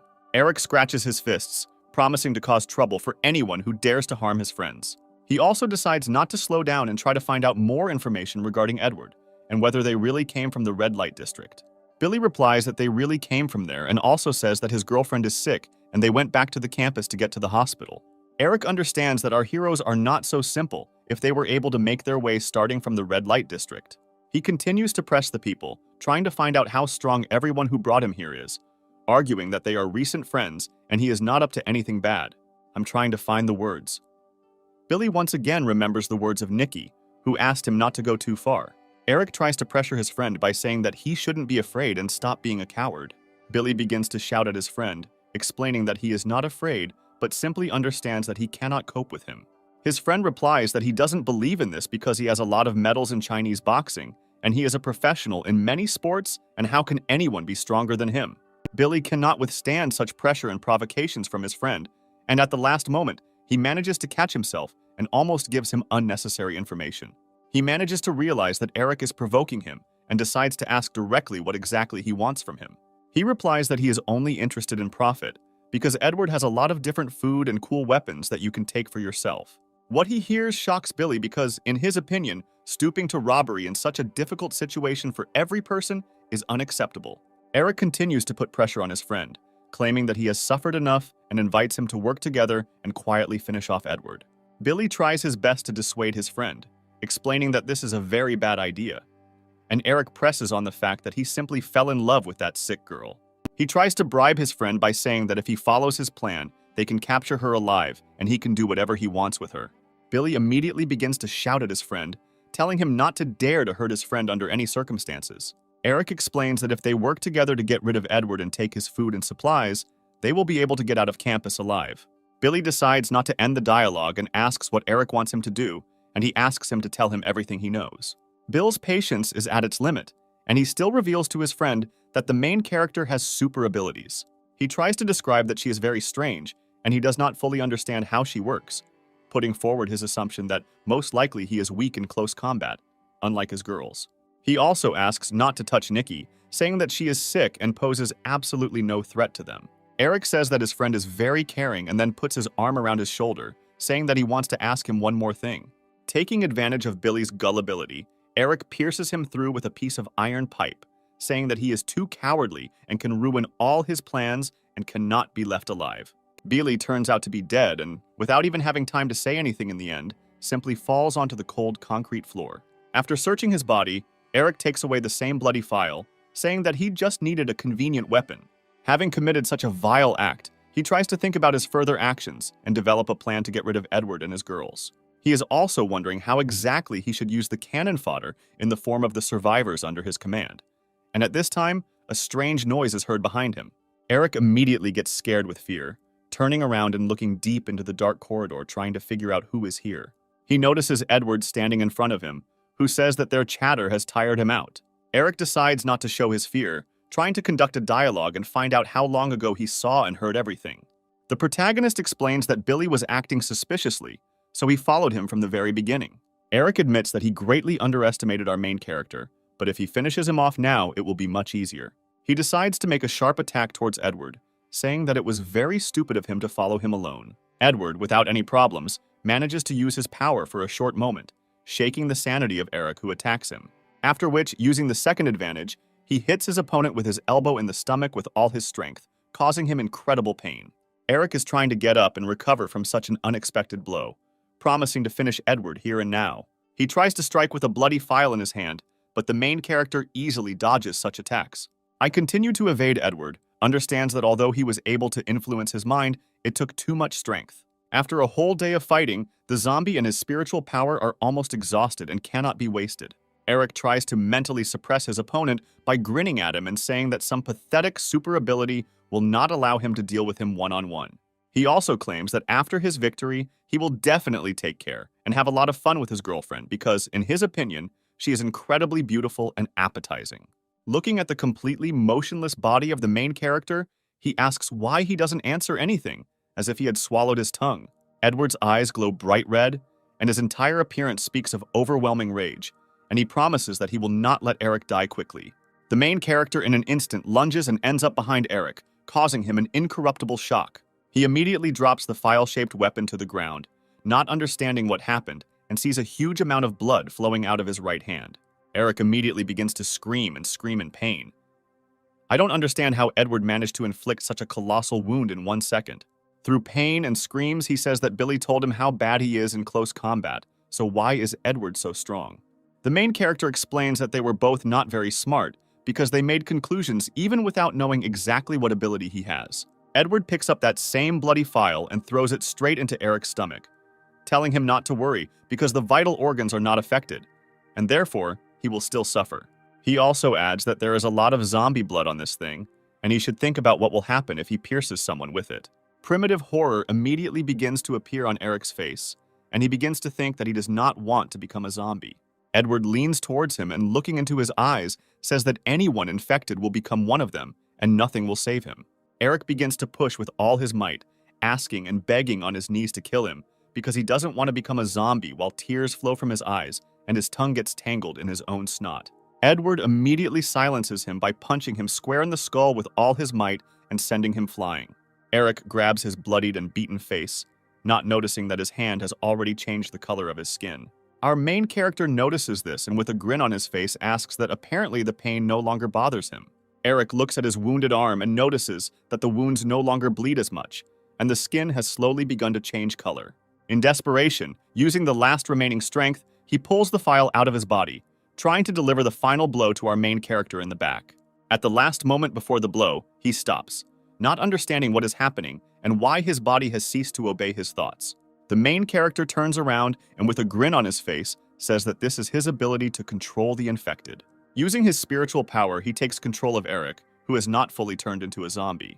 Edward looks at his attacker, realizing that he is still only half a zombie, but nevertheless he is able to control him. Meanwhile, in the room where the other survivors were, the girl's body still lies on the floor, and everyone else sits quietly and peacefully in the corner. One of the guys starts talking to each other, trying to figure out why Eric still hasn't returned, because they need to put the plan into action as soon as possible. Their reasoning and conversations about the plan to rob Edward are interrupted by an unexpected knock on the door. All the survivors let Eric inside, not noticing his transformation, and immediately begin to question him as they move forward and try to find out other details of their plan. Controlling the body of the already infected Eric, Edward pierces one of the survivors with a piece of the same metal pipe that killed Billy. Not understanding what is happening, all the survivors decide that their friend simply decided to bow, not noticing that you are writhing in pain. But after a moment, they realize that Eric has just killed their friend when he decides to pull a piece of pipe from his body. All the survivors in the room realize that their friend has become a zombie and, in panic, try to escape as quickly as possible. The real Edward on the corridor near the front door is blocking it, preventing anyone from escaping, once again becoming disappointed in other people. Controlling Eric's body, he manages to notice the mutilated body of a lying dead girl, realizing how weak and worthless they are because they can only attack the weak. After which he understands that none of them should survive, and it is better for all of them to go to the next world. Using his spiritual power in controlling Eric's body, he destroys all the survivors present in this room.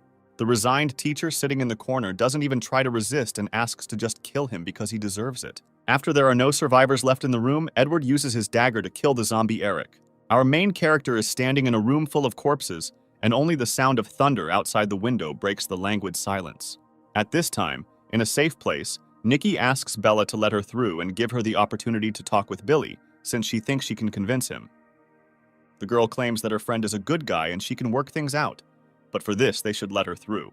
Suddenly, Edward appears from around the corner and tells the girl that her dear friend is already dead. Horror and misunderstanding immediately appear on Nikki's face from what she heard, because she cannot believe Edward's words. The protagonist says that he is not going to console her, and whether to believe him or not is her decision, but she must know that it was not he who did it. After which our heroes go to bed after such a long day full of surprises. The next day, Edward, accompanied by the girls, decides to go and examine Billy's body so that Nikki can be convinced of his death. At the same time, Bella notices our heroes' bloody fists and decides to kiss them. Having finished her thoughts, Nikki says that it is time for them to go and that they should not stay here for long. Edward notices that the girl is very depressed, and it seems that the death of her friend hit her hard. After some time, our heroes continue to move deeper into the campus, trying not to run into conflicts with other infected people. Since they are on their way to the hospital where they need to treat Nikki's wounds, Edward wonders how long it will take them to get there. The girl points to a real building nearby with a spire, saying that this is the main building of the hospital. She notices that even though it turns out that he is just a stone's throw away, he is still far away, so they only have about half an hour to go, and the main thing is to be as careful as possible. Nike also explains that before the apocalypse, there was a laboratory in this building where classes were often held for students of different courses. Edward is very encouraged by the information that there may be a large number of zombies inside the building and orders Shauna to look after Nikki, and he and Bella will go and scout out the situation. Shanna promises that the order will be carried out exactly, after which she grabs Nikki by the shoulders and orders her not to move. She throws the defenseless girl into a nearby hedge and orders her to rest and wait for Edward's return. Meanwhile, Bella, accompanied by the main character, begins to make her way through the hordes of the infected. The protagonist, using his superpowers, takes control of a number of zombies. Then he decides to try a new technique and force them to fight among themselves without attracting too much attention to themselves. Having finished collecting the crystals, he says that he will have to be content with this. If they are kept for too long, Nikki may suspect something. Meanwhile, Shanna continues to hold the defenseless girl, not giving her the opportunity to budge. The returning main character orders Shanna to let her go, because even though both of them and the girls, their powers are clearly at different levels. Edward apologizes for the behavior of his subordinates, and Nikki says that she is absolutely sure that he is hiding something from her. The girl admits that she didn't tell everything herself, because initially she wanted to go with them to the hospital to get medicine so as not to die, but all this time something was bothering her. Looking into the eyes of our main character, she asks why Bella, who also studied here, could not show him the way.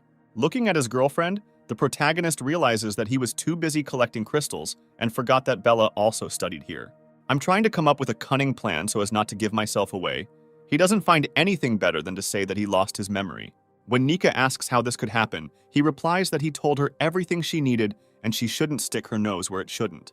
The girl gets upset and asks for forgiveness, promising that she will no longer ask unnecessary questions and then asking to follow her.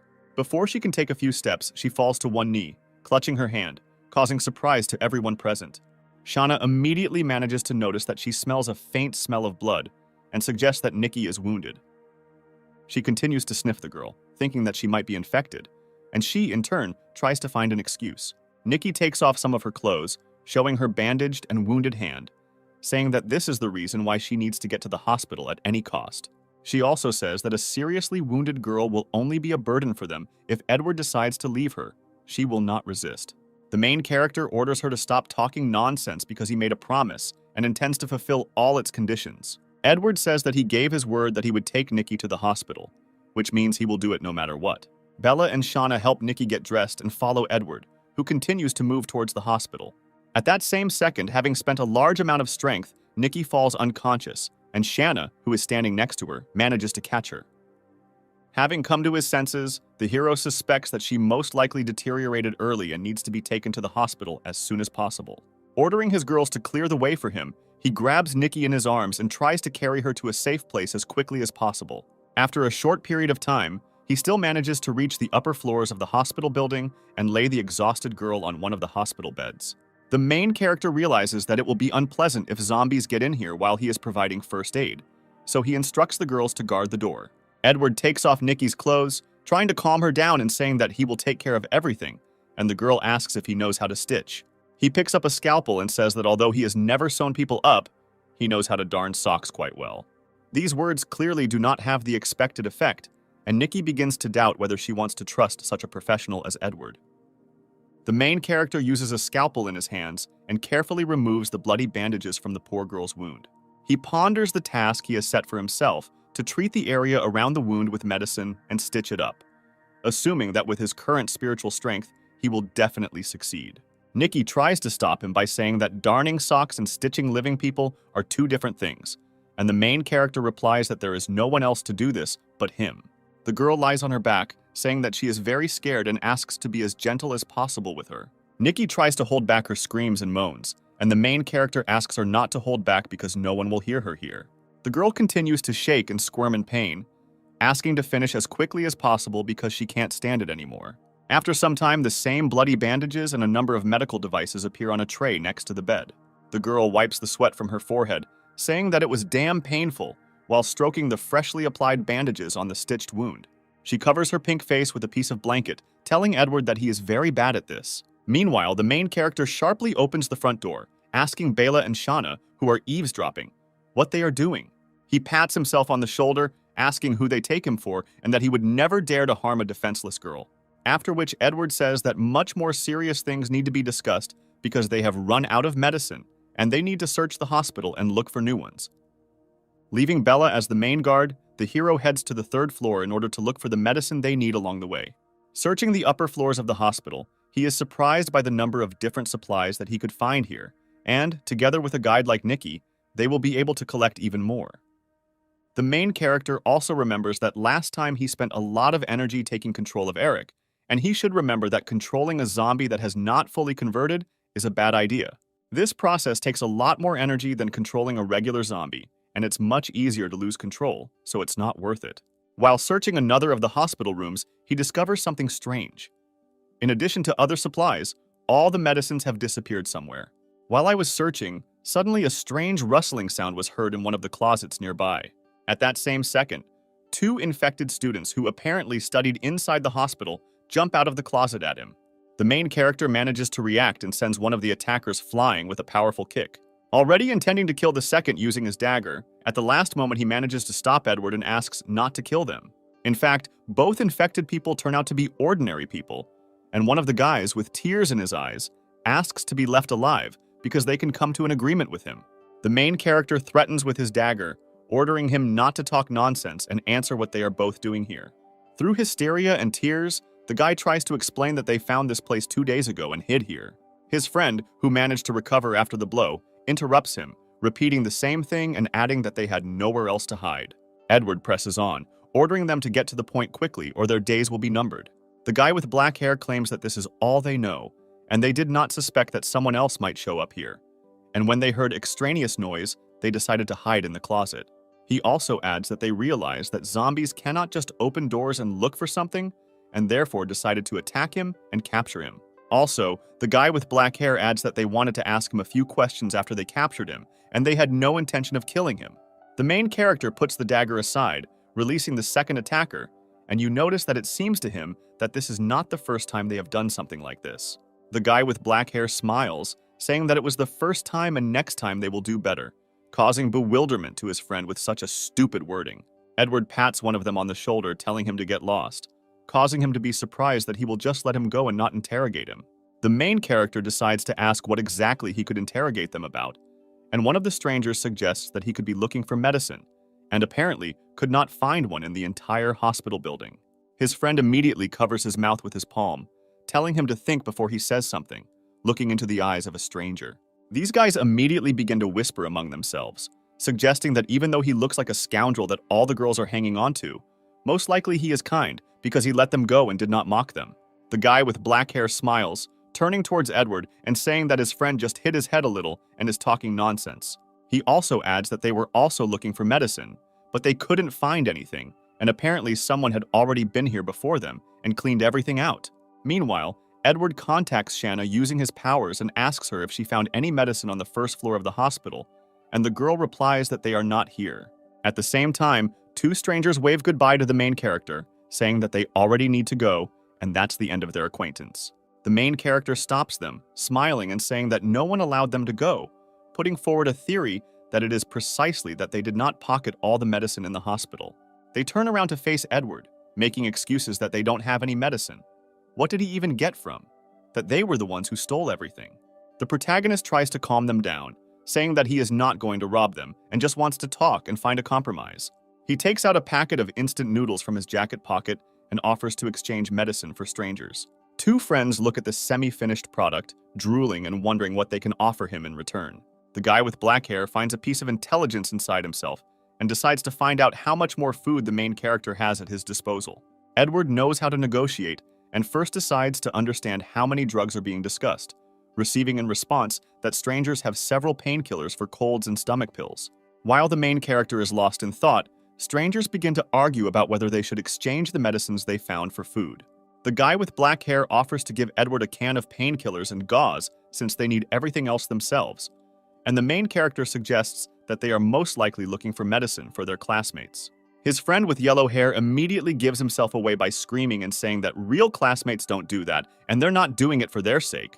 Strangers begin to argue among themselves, saying that they are all the same, and if they need something, let them look for medicine themselves because they should not risk their lives. Watching their conversations, Edward realizes that their so-called friends are bullying them and forcing them to look for medicine for them. The main character offers in exchange for medicine, not only to share his food, but also to take them to other survivors who will no longer bully them. You understand that such an opportunity comes only once in a lifetime. The guys still refuse thanks to Edward for his kindness. The protagonist praises them for their courage, but still decides to ask what the reason for their refusal is because the offer is very profitable. One of the friends cannot stand it and breaks down, saying that if his friend is afraid and does not tell anything, then he himself will admit everything. With screams and obvious aggression on his face, he explains that their acquaintances took advantage of the confusion and captured several girls. He also adds that they are being blackmailed with hostages to collect supplies for them, and if they return empty-handed, they will kill one of the girls. The guy with yellow hair says that even if they have never met these girls, he doesn't want anyone to die because of them. The main character understands in general terms what is happening in this situation and that his new acquaintances are most likely being blackmailed. The strangers explain that not only they were sent to collect supplies, but those who told them to do so are protected by a person with super abilities. It is for this reason that they cannot just leave because otherwise innocent people will suffer. They once again say that they are ready to exchange only part of the medicines for food, because if they give everything without a trace, they will most likely die. The protagonist tries to weigh all the information received, realizing that even some of the drugs will already be very useful to him, and also realizing that he needs to get as much information as possible about a person with superpowers. After thinking a little, he takes out his dagger and asks two friends what will happen if he decides to rob them, and doing this in order to check whether they can be trusted. The guy with black hair turns out to be very smart and says that if Edward wanted to rob them, he would have done it a long time ago and would not have listened to them. The main character replies that maybe he just wanted to listen to them before robbing them. In response, the stranger with yellow hair threatens to cut his wrists, and the zombie blood with which they are covered from head to toe will turn him into an infected person that Edward will not be able to cope with. The protagonist agrees that the guys are clearly not cowardly and sheathes his dagger. He also reassures them, saying that robbery is not his style, and he agrees to a deal without bloodshed. Finally, Edward gives advice to strangers that if they want their plan to work, don't tell them about it in advance. The guy with black hair starts laughing at his friend's stupidity, and he in turn does not understand what is happening. The main character understands that if he plans to stay here for a long time, then he needs medicine, and exchanging a small amount of it is a good idea at the moment. A guy with black hair interrupts Edward's thoughts by tapping him on the shoulder and asking permission to ask one question. He points to the real Shanna behind them and asks who this girl is and if she came with the main character. He also explains that he didn't want to distract him from his thoughts, but she looks very angry and suspicious. Edward turns in their direction with a smile on his face, saying that this is his friend, and he forgot to introduce her to them. At the same second, Shanna, drawing her katana, rushes towards the two strangers, intending to chop them into small pieces. The main character manages to stop the girl, realizing that she mistook them for zombies because of their bloody clothes. Although Edward managed to stop Shanna, the girl still managed to make a powerful attack that almost cut the strangers in half. Such a powerful swing of the sword, although it did not hit the desired target, was able to cut the bookcase standing behind them in half. The main character calms the girl down, explaining that she didn't want to harm them and just thought that they were both zombies. He decides to take Shanna away, ordering the strangers to change clothes and wash up, and then come to the second floor so they can discuss the deal. The guy with black hair blushes and says that he also wet his pants, causing his friend to be surprised and say that he didn't mean it. He explains that he meant something completely different, and if his friend had time to see this, to which he agrees. They look at the katana mark and the chopped bookcase, suggesting that our heroes are much stronger than those who are holding their classmates hostage. Meanwhile, Edward, in the company of Shanna, returns back to the ward where Nikki is lying, at the same time scolding her and saying that strangers should not find out that she is not human. He orders her the next time she meets people to act only with his permission, and the girl, lowering her eyes to the floor, agrees with him. By this point, Nike comes to her senses after the operation and asks where they are, and they explain to her that they successfully reached the hospital and everything is fine with her. Eduarda also explains that her wound on her arm is fine, but for now it is better not to touch it and give it time to fully recover. Having regained consciousness, Nikki asks for forgiveness from the main character, claiming that apparently she ruined all his plans. The protagonist grins, claiming the opposite, and that due to the current circumstances, his plans have probably even improved. He says that he met two guys and she herself will understand everything when they meet to discuss one important matter. Edward also adds that if everything goes smoothly, medications will no longer be a problem for them. And besides, he learned a lot of useful information and hopes to get even more. In his head, Edward assumes that he has given enough time for these strangers to discuss things among themselves and decide what to do next. Meanwhile, the very guys whom Edward met are arguing among themselves who will be the first to talk to him, since both are afraid of him. Each of them insists on his own and agrees in the opinion that if they want to kill one of them, the second will have time to run away. The strangers are unexpectedly interrupted by Shanna, who stands at the entrance to the ward with a calm face.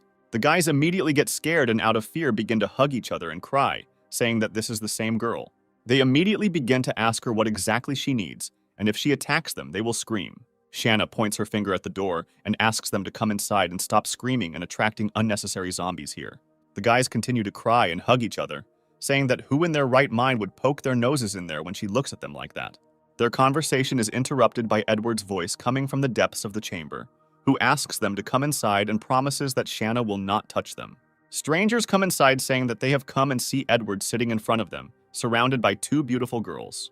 The first thing they do when they look at Nikki is that she looks weak and appears to be seriously injured, and therefore, it is for her that our protagonist is looking for a cure.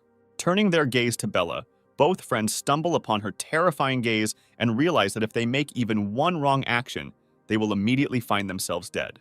The guy with yellow hair again reminds his friend that if something happens, they can turn into zombies, but he stops him saying that apparently they won't even have time to react. The main character takes out a box of supplies, reminding them that he promised not to rob them and to keep his word about their deal. Also, finally, warning that if they decide to attack first, then the situation will take a completely different turn, sadder for them.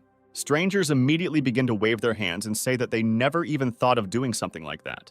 The guy with yellow hair begins to salivate again, and he offers to discuss the deal a little later, saying that he will really play in the box if he doesn't eat at least something. The main character explains that just like them, he risked himself to collect the supplies they had, and he does not intend to just share them. After which he still gives the guys a small bag of snacks, saying that in return they can tell him something. Edward wonders how those they talked about earlier were able to capture all the girls and begin to blackmail the rest. The guy with black hair explains that at the head of the entire gang is a guy who recruits the same bastards like himself throughout the campus, and the two of them will not be able to oppose anything to them. Also, the guy with black hair wants to add something, but he still doesn't dare, and his friend pushes him not to hide anything. The stranger reveals the whole truth. They say that it all started when a guy with superpowers appeared. From this point on, Edward becomes much more interested and begins to find out the details and whether they saw him in person. Friends answer that they saw him only once, but apparently he is no longer a person. They cannot describe him in any other way. They remember the incident when they saw him come to the rescue to deal with the traitors. A handful of survivors had stolen a bunch of weapons, and it seemed impossible to deal with them easily. But when that guy returned, he killed them all instantly. And this is not an exaggeration. Everything really happened in the blink of an eye. Strangers delve into their memories trying to find at least some more details about the person with superpowers that interest Edward, until one of them remembers his name. The guy with yellow hair says his name Marcus, and at that moment Nikki flinches in horror. Edward notices her reaction, realizing that apparently the girl knows who she is talking about. But with all her appearance, she tries not to show fear. The main character decides to proceed with their deal by offering to take only 3 packages of medicines and leave the rest with the stranger. Two friends with sparkling eyes and drool running down their beards agree, without even trying to think about other options. Until they shake hands, Edward can't help but think that Nikki has become very depressed after hearing the name Marcus from strangers. The girl notices that they are looking at her very intently and asks the main character not to worry, because she will draw a map and indicate the places where the largest concentrations of the infected are located. Edward sits on the bed next to the girl, asking what her future plans are, receiving exactly the same question. He gestures towards Bella and Shanna says that he just wants to survive with these two, no matter where this world goes. Nikki looks out the window saying that she will try to reunite with her family, and when she gets out of university, she wants to see what is happening outside in the rest of the world. She asks the main character if he was interested in where the government is now, and whether rescuers will come to their rescue. Edward replies that, in his opinion, you shouldn't count on it, because they either would have been here a long time ago, or it won't be long before they take the risk of getting all involved, and you need to rely only on your own strength. After which the protagonist reports that it is too late, and the girls need to rest and recover, and in a couple of days, she will be as good as new. He also addresses the strangers who are greedily eating the exchanged supplies, and asks them not to disturb the sick woman, and to go somewhere else. After some time, night comes and ambiguous phrases and sounds begin to be heard from behind the door of the room in which Edward and the girls are located. A stranger with yellow hair whom they recently met eavesdrops on their conversations while standing in the corridor while bleeding from his nose. His friend immediately pulls him away, saying that he didn't eavesdrop and didn't dare to poke his nose into someone else's business. Meanwhile, Edward begins to feed the crystals he mined during the day to the girls, which makes them groan and blush. Analyzing the latest experience of the girls' evolution, the main character understands that it is becoming more and more difficult for Shanna to become stronger in the near future. He is waiting for results from Bella. Looking at his girlfriend, he assumes that the wait is not long left, and he is very interested in what she can become. In any case, now they need to survive, and this remains the most important and priority task. The next day, entering the room where Nikki was supposed to be, he notices that she has left, leaving a note at the end. On a piece of paper, there is a map of the entire town, with notes on the whereabouts of the zombies, and a signature with gratitude and hope that they can still meet. Having collected all his things, Edward was about to leave the hospital building. But he was stopped by two strangers whom he had met earlier asking to stay for a few more days. Edward reassures two friends, saying that they will kill all the zombies in the area and they can safely leave here. After which he bids them a final farewell, saying that he hopes to see each other again someday. Accompanied by the girls, having gained strength, they begin to clear a path for themselves, destroying all the zombies in their path. Looking at all this, two strangers remain in complete shock, wondering how easily this trio deals with their enemies. As the guy with black hair watches them go, he's surprised. I don't even think there was such a strong guy on their campus.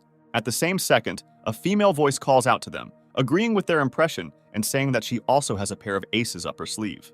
They turn around and see Nikki standing next to them, who has not gone anywhere, but simply hid inside the building. One of the guys immediately decides to ask her a question for what purpose she decided to stay, and the girl answers that she wanted to go with them. One of her friends decides to warn her, saying that she must understand that if she goes with them, she will dig her own grave.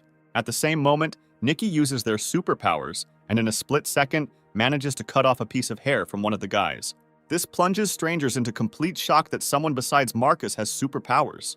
The girl smiles, explaining that now that she feels better, she can take care of herself and asks to take her to those who are blackmailing them. Meanwhile, the main character, accompanied by girls, finds himself near a huge student theater building. They examine it from the side, not understanding why Nikki marked it on the map as a particularly dangerous place, because in appearance, it is an unremarkable building. In his head, Edward understands that there have always been a lot of people there. If nothing changed on the day the apocalypse began, there must be a huge number of mutants there. Being in a secluded place, he explains to the girls that they need to get inside absolutely unnoticed and avoid any fights. After such a courageous and impressive phrase, the main character sneezes completely, revealing his location and ruining his plans. Such a loud sound immediately attracts all the zombie theater buildings nearby, who begin to move towards our heroes. The main character understands that they have nowhere to go, says that everything is under control, and decides, together with the girls, to fight back against the infected. Having dealt with the main group of zombies, he leaves 5 puppets whom he plans to send on reconnaissance. He perfectly remembers the experience of previous battles and decides to take 2 experimental subjects and send them on reconnaissance, rather than go ahead. At the same time, he notices how Bella, with her bare hands, picks out crystals from the backs of the heads of the zombies they recently dealt with. He takes a handkerchief out of his jacket pocket, asking his girlfriend to never use her hands for these purposes again because she has a blade. The main character begins to wipe the remaining blood from the woman's tender hands and hopes that after the next evolution, she will finally be able to become more conscious. Meanwhile, his thoughts are interrupted by a suddenly severed spiritual connection with one of the zombie scouts whom he sent inside the theater. He immediately switches his consciousness to the second zombie and sees the torn body of the first puppet in front of him. Inspecting the theater premises, he sees only a few almost mutated zombies, and realizing that this is not their doing, suggests that there may be people in the theater building. Meanwhile, on the balcony behind him, a strange silhouette is visible, which is clearly about to ambush the unsuspecting puppet. A moment later, this mysterious silhouette falls down on the zombie scout, but Edward manages to react and step aside. He quickly analyzed the situation and realized that someone very fast and strong with ambush abilities had just attacked him, and most likely it was an advanced zombie. An advanced zombie in a princess costume immediately decides not to hesitate and attack the controlled puppet, and in an instant ends up behind her. Edward realizes that this zombie is just a doll, and there is no way he can keep up with his own reaction. Without thinking twice, the main character sends the remaining 3 puppets forward to clear the way for them and orders the girls to follow him. The protagonist understands that he needs to hurry, because missing out on an advanced zombie and not taking the crystal from his body will be a big omission. Meanwhile, while continuing to control the zombie scout, he manages to lure an advanced individual in a princess costume onto the theater stage. You understand that there is nowhere to run, and having already prepared for battle, he suddenly notices the fear on the face of the zombie, who clearly saw something terrifying behind him. At the same second, behind the puppet's control is a huge hand of another infected person and glowing green eyes, which clearly belong to another advanced zombie. The giant palm compresses very quickly, making Edward understand that the second zombie is incredibly strong, and he can't just get out. At the same second, a giant advanced zombie appears from behind the scenes, holding in one hand the very puppet that Edward controls. Judging by his terrifying gaze and colossal dimensions, the protagonist understands that he is much stronger than the first individual standing on the stage. Meanwhile, the remaining three controlled infected manage to clear the way for our main heroes. Edward decides not to waste time and quickly collect all the available crystals, even from the bodies of weak and non-mutated zombies. He understands that for Bella's evolution, he needs the crystals of those two advanced mutants, and it doesn't matter how dangerous it will be. Having finished collecting the loot, he orders the girls to follow him, and the two of them just stand behind him and do not move. Edward notices that the girls are standing absolutely still and decides to check what is wrong with them. Shan's face shows incorruptible weakness and uncertainty, and the girl declares that she is afraid to go there. The main character understands that she is absolutely right, and they will most likely cope with two advanced zombies. Even if he manages to defeat it, it will be a Pyrrhic victory. Edward pats them both on the head, promising that he will be able to protect them at all costs and will not let them be offended. After some time, our heroes reach premium seats with a beautiful view of the stage. The three of them sit in a chair and watch as two advanced zombies stand on the stage, and in the hand of one of them, there is a puppet of Edward. Looking at the silence between the advanced zombies, Edward realizes that they are both afraid of each other and most likely, until the moment of their appearance, they did not enter each other's territory. It was the appearance of our heroes, and in particular the zombie puppets, that upset this fragile balance. Analyzing the situation, the protagonist realizes that the zombie woman in the princess costume seems weaker and is not too happy about the situation. With a smirk on his face, Edward knows it's time to begin their small and unexpectedly formed performance. Having taken control of the still-living zombie scout, he, with the help of a stick in his hands, manages to knock out the eye of the zombie giant. Such an unexpected maneuver allows him to free himself from the grip and begin to run away from the opponent who is trying to overtake him. At the last moment, Edward's puppet manages to close himself and hide behind the second advanced zombie, using him as a human shield. An advanced zombie giant with all his might delivers a crushing blow to the body of another advanced zombie, causing an incredible explosion to be heard and waves of energy to spread out in all directions. After such a crushing blow, the female still continues to stand and bleed. The zombie giant realizes that he has greatly angered his opponent, and fear begins to appear on his face in anticipation of the subsequent counterattack. Left without most of its teeth, veins begin to protrude on the face of the female advanced zombie, and indestructible rage can be read in its eyes. Watching everything that happens from the side, Edward, in the company of girls, understands that the culmination of this battle will now take place. The female begins to run around the giant at incredible speed, creating a whirlwind of dust and energy around him. Having guessed the right moment, the advanced zombie manages to deliver a powerful blow to the body of another zombie. The main character notices that after such a blow, the big man is now practically immobilized, and it's time to start acting himself. Realizing that the advanced zombies have sufficiently exhausted each other, he decides on a trick using his puppet. Using the staff that has been in his hands all this time, he grabs a female advanced individual, not giving her the opportunity to move. At this moment, the battered zombie giant is about to hit the opponents standing in front of him with his palm with all his might. He manages to slam the second, advanced zombie into the ground with all his might, leaving his lifeless body lying among a pile of stones. After such a powerful blow from the zombie, the giant raises both hands into the air and begins to shout in celebration of his crushing victory. At the same second, his rejoicing is interrupted by a female specimen, which turns out to be still alive and manages to spit out a tree branch holding in its teeth. The spit turns out to be so powerful and strong that the twig manages to pierce at high speed into the second eye of the zombie giant, completely depriving him of the ability to see, after which the advanced zombie notices Edward applauding in the stands, with his girls not next to him. The main character finishes applauding this performance and thanks all the participants, saying that they helped him a lot. He sums up the results of this event. They say that the zombie giant is completely blinded and cannot move, and the second one is seriously injured and can barely stand on her feet. Looking at the two advanced zombies, Edward assumes that they ate a whole bunch of other infected people, and most likely their crystals must be excellent.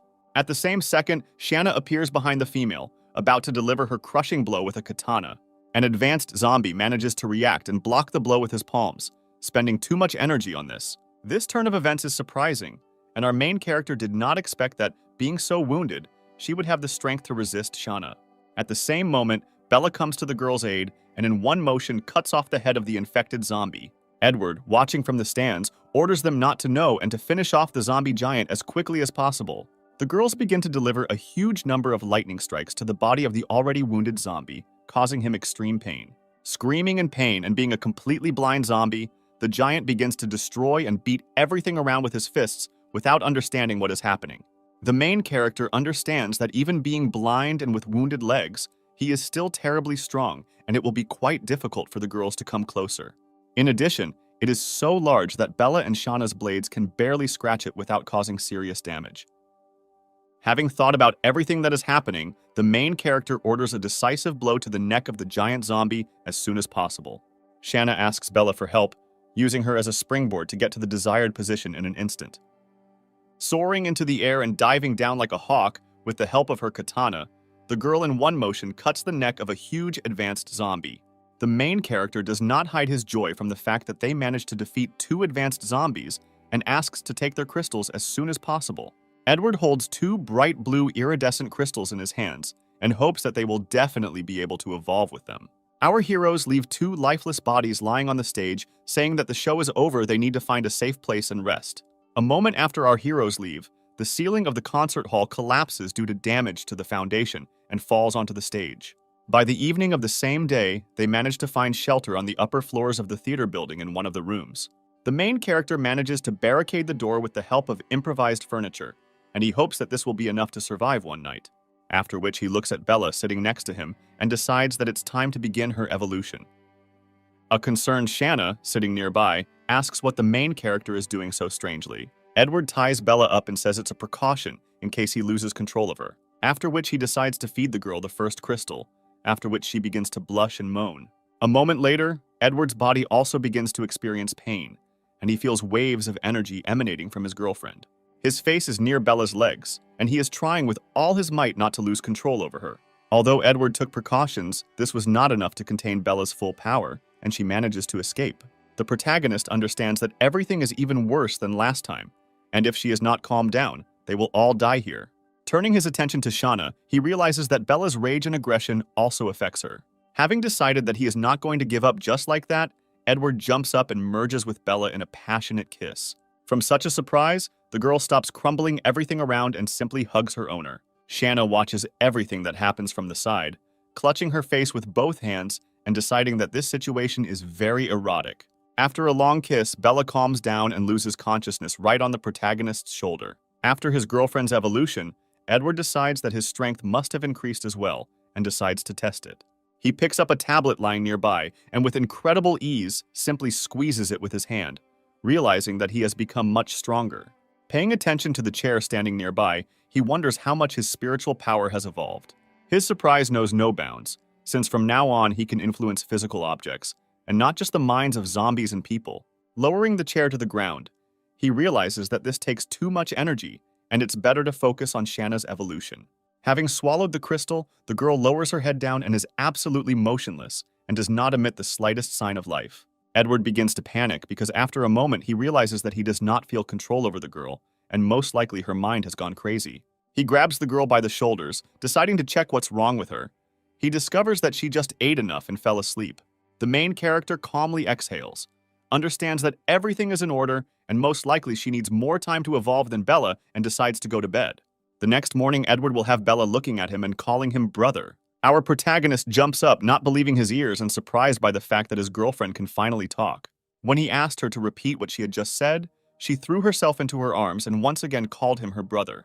The main character strokes her head, rejoicing that this is not a dream, and she was able to remember something. Although this is only a grain, Edward does not despair and hopes that later she will be able to remember much more. Standing nearby, Shanna makes fun of her, saying that apparently Edward likes being called brother. The girl smiles sweetly and says that if he really wants it, she will have to call him exactly the same. The main character is surprised, saying that sometimes Shanna behaves like an ordinary person and not a zombie. Wondering what stage Shanna is at now, he suggests that she is on the verge of becoming an advanced zombie. Asking her the same question as Bella, did she remember anything else about her past life? The girl replies that she remembered almost everything. Fearing trouble, Edward asks if she remembered that she wanted to commit suicide just to avoid becoming infected. The girl agrees, but has no idea why she wanted it so much because it's very strange. A moment later, she interrupts her dialogue, saying that she recently went outside to get some air. The main character immediately objects, saying that going out alone is too dangerous. Shanna calms him down, saying that she was just hanging around, and besides, he had Bella as security all this time. She also compliments her answer by saying that she destroyed several dozen ordinary zombies as a warm-up. The protagonist smiles, realizing that even after becoming infected, the girl has not given up her old habits, and she actually enjoys fighting. The girl also remembers something and begins to rummage through her clothes, causing the main character to have a misunderstanding of what she is doing. Shanna takes the crystals she collected during her walk from her pockets and gives them to Edward. Then she leans over and whispers in his ear that he needs to think less about all sorts of obscenities. The main character interrupts the girl and decides to ask what the crystals mean to her and Bella. After thinking for a moment, Shanna replies that it is just a source of food and nothing more. Edward analyzes that from the very beginning, the virus did not harm their bodies in any way, but only changed them and mainly affected the brain. Everything that happens can be considered a mutation of the brain, and this mutation does not necessarily cause harm, but at some point the crystals cease to have a noticeable effect. His thoughts are interrupted by Shanna, who says that although the crystals are very tasty, now she wants him. He also did not stand aside, licking the main character's collarbone, saying that he wanted to do with him the same thing as he had done with them before. Edward is surprised to realize that in the blink of an eye, he finds himself tied up and asks to immediately free himself. Both girls smile sweetly and say that he can scream as much as he wants because no one will save him anyway. Our heroes manage to have fun throughout the day, and in the end, the main character says that he has squeezed out every last drop. The next morning, the infected try to climb into their room along the walls of the theater building. The enraged Shanna immediately deals with all the troublemakers in a few minutes. She rubs her sleepy eyes with her hand, saying that they have been preventing her from sleeping since the morning. Meanwhile, behind her, Edward once again tells her not to dare to go somewhere without him. Looking at his girlfriend, the main character understands that Shanna's thirst for murder is sometimes even a little scary. After some time getting ready, our heroes decide to look at the map and decide when they will go next. Deciding to move to the neighboring main building, the hero clears the way for himself by the fact that after evolution, he can control 20 infected at once. Also, once again, thanks to Nikki for drawing up the map, without which they would have had a very hard time. Clearing a path for themselves to the neighboring building, our heroes get very tired and decide to find shelter and rest as soon as possible. Looking at the map, Edward notices that there is a library nearby, and most likely the number of zombies there will be small. Having reached the library, our heroes begin to move forward, realizing that there may be someone here besides them. Edward orders the girls to be on their guard because at first glance the library room looks quite clean and tidy, and there may be people here. Having examined the main first floor, the hero realizes that it is clean and needs to check the second. Moving up the stairs to the second floor, a mysterious silhouette looks at him from around the corner, about to ambush him. A moment later, he is attacked from behind by a survivor holding a metal pipe in his hand. The main character turns out to be much stronger than an ordinary person and manages to dodge and counterattack. Not having time to finish off the attacker, he begins to scream and beg for mercy, and Edward only slightly wounds him. The protagonist begins to promise that he will let him go only after he tells who he is and what he is doing here. At this moment, the doors on the second floor in one of the rooms open and some more survivors come out. They immediately notice the brewing fight and with obvious hostility, ask Edward who he is. The main character releases the attacker, asking him to calm his friends and order them to make unnecessary movements. The stranger begins to laugh, saying that it was stupid to let him go because they can defeat him with more numbers. After which he decides to frame Edward by saying that Felix sent him and needs to be killed. The main character is very desperate, realizing that sometimes he forgets that an apocalypse happened around him and people turned into ordinary animals.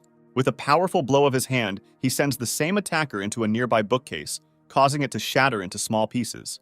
He threatens everyone present with his dagger, asking who will dare attack him next. One of the survivors, in a fit of anger, decides to attack Edward with a metal pipe at hand. The main character easily deals with him, explaining that they came here to find shelter and get some rest. Their fight is interrupted by a fat man in a security guard's uniform who appears on the second floor and asks what is happening here. One of the survivors decides to pick up the slander directed towards Edward, saying that Felix sent him. A fat man in a security guard suit bares his teeth and asks why he hasn't seen him before if he works for Felix. Examining the main character, he wonders why such a wonderful fighter works for such a freak as Felix and understands that something is wrong here. He is trying to deceive the main character and wonder why Boss Felix sent him again for a new portion of supplies. Edward understands that the situation in the town is very tense and everyone is trying to deceive each other, so he needs to get more information. A man in a security guard's uniform is trying to guess what a guy like Edward, accompanied by two beautiful girls, has forgotten here.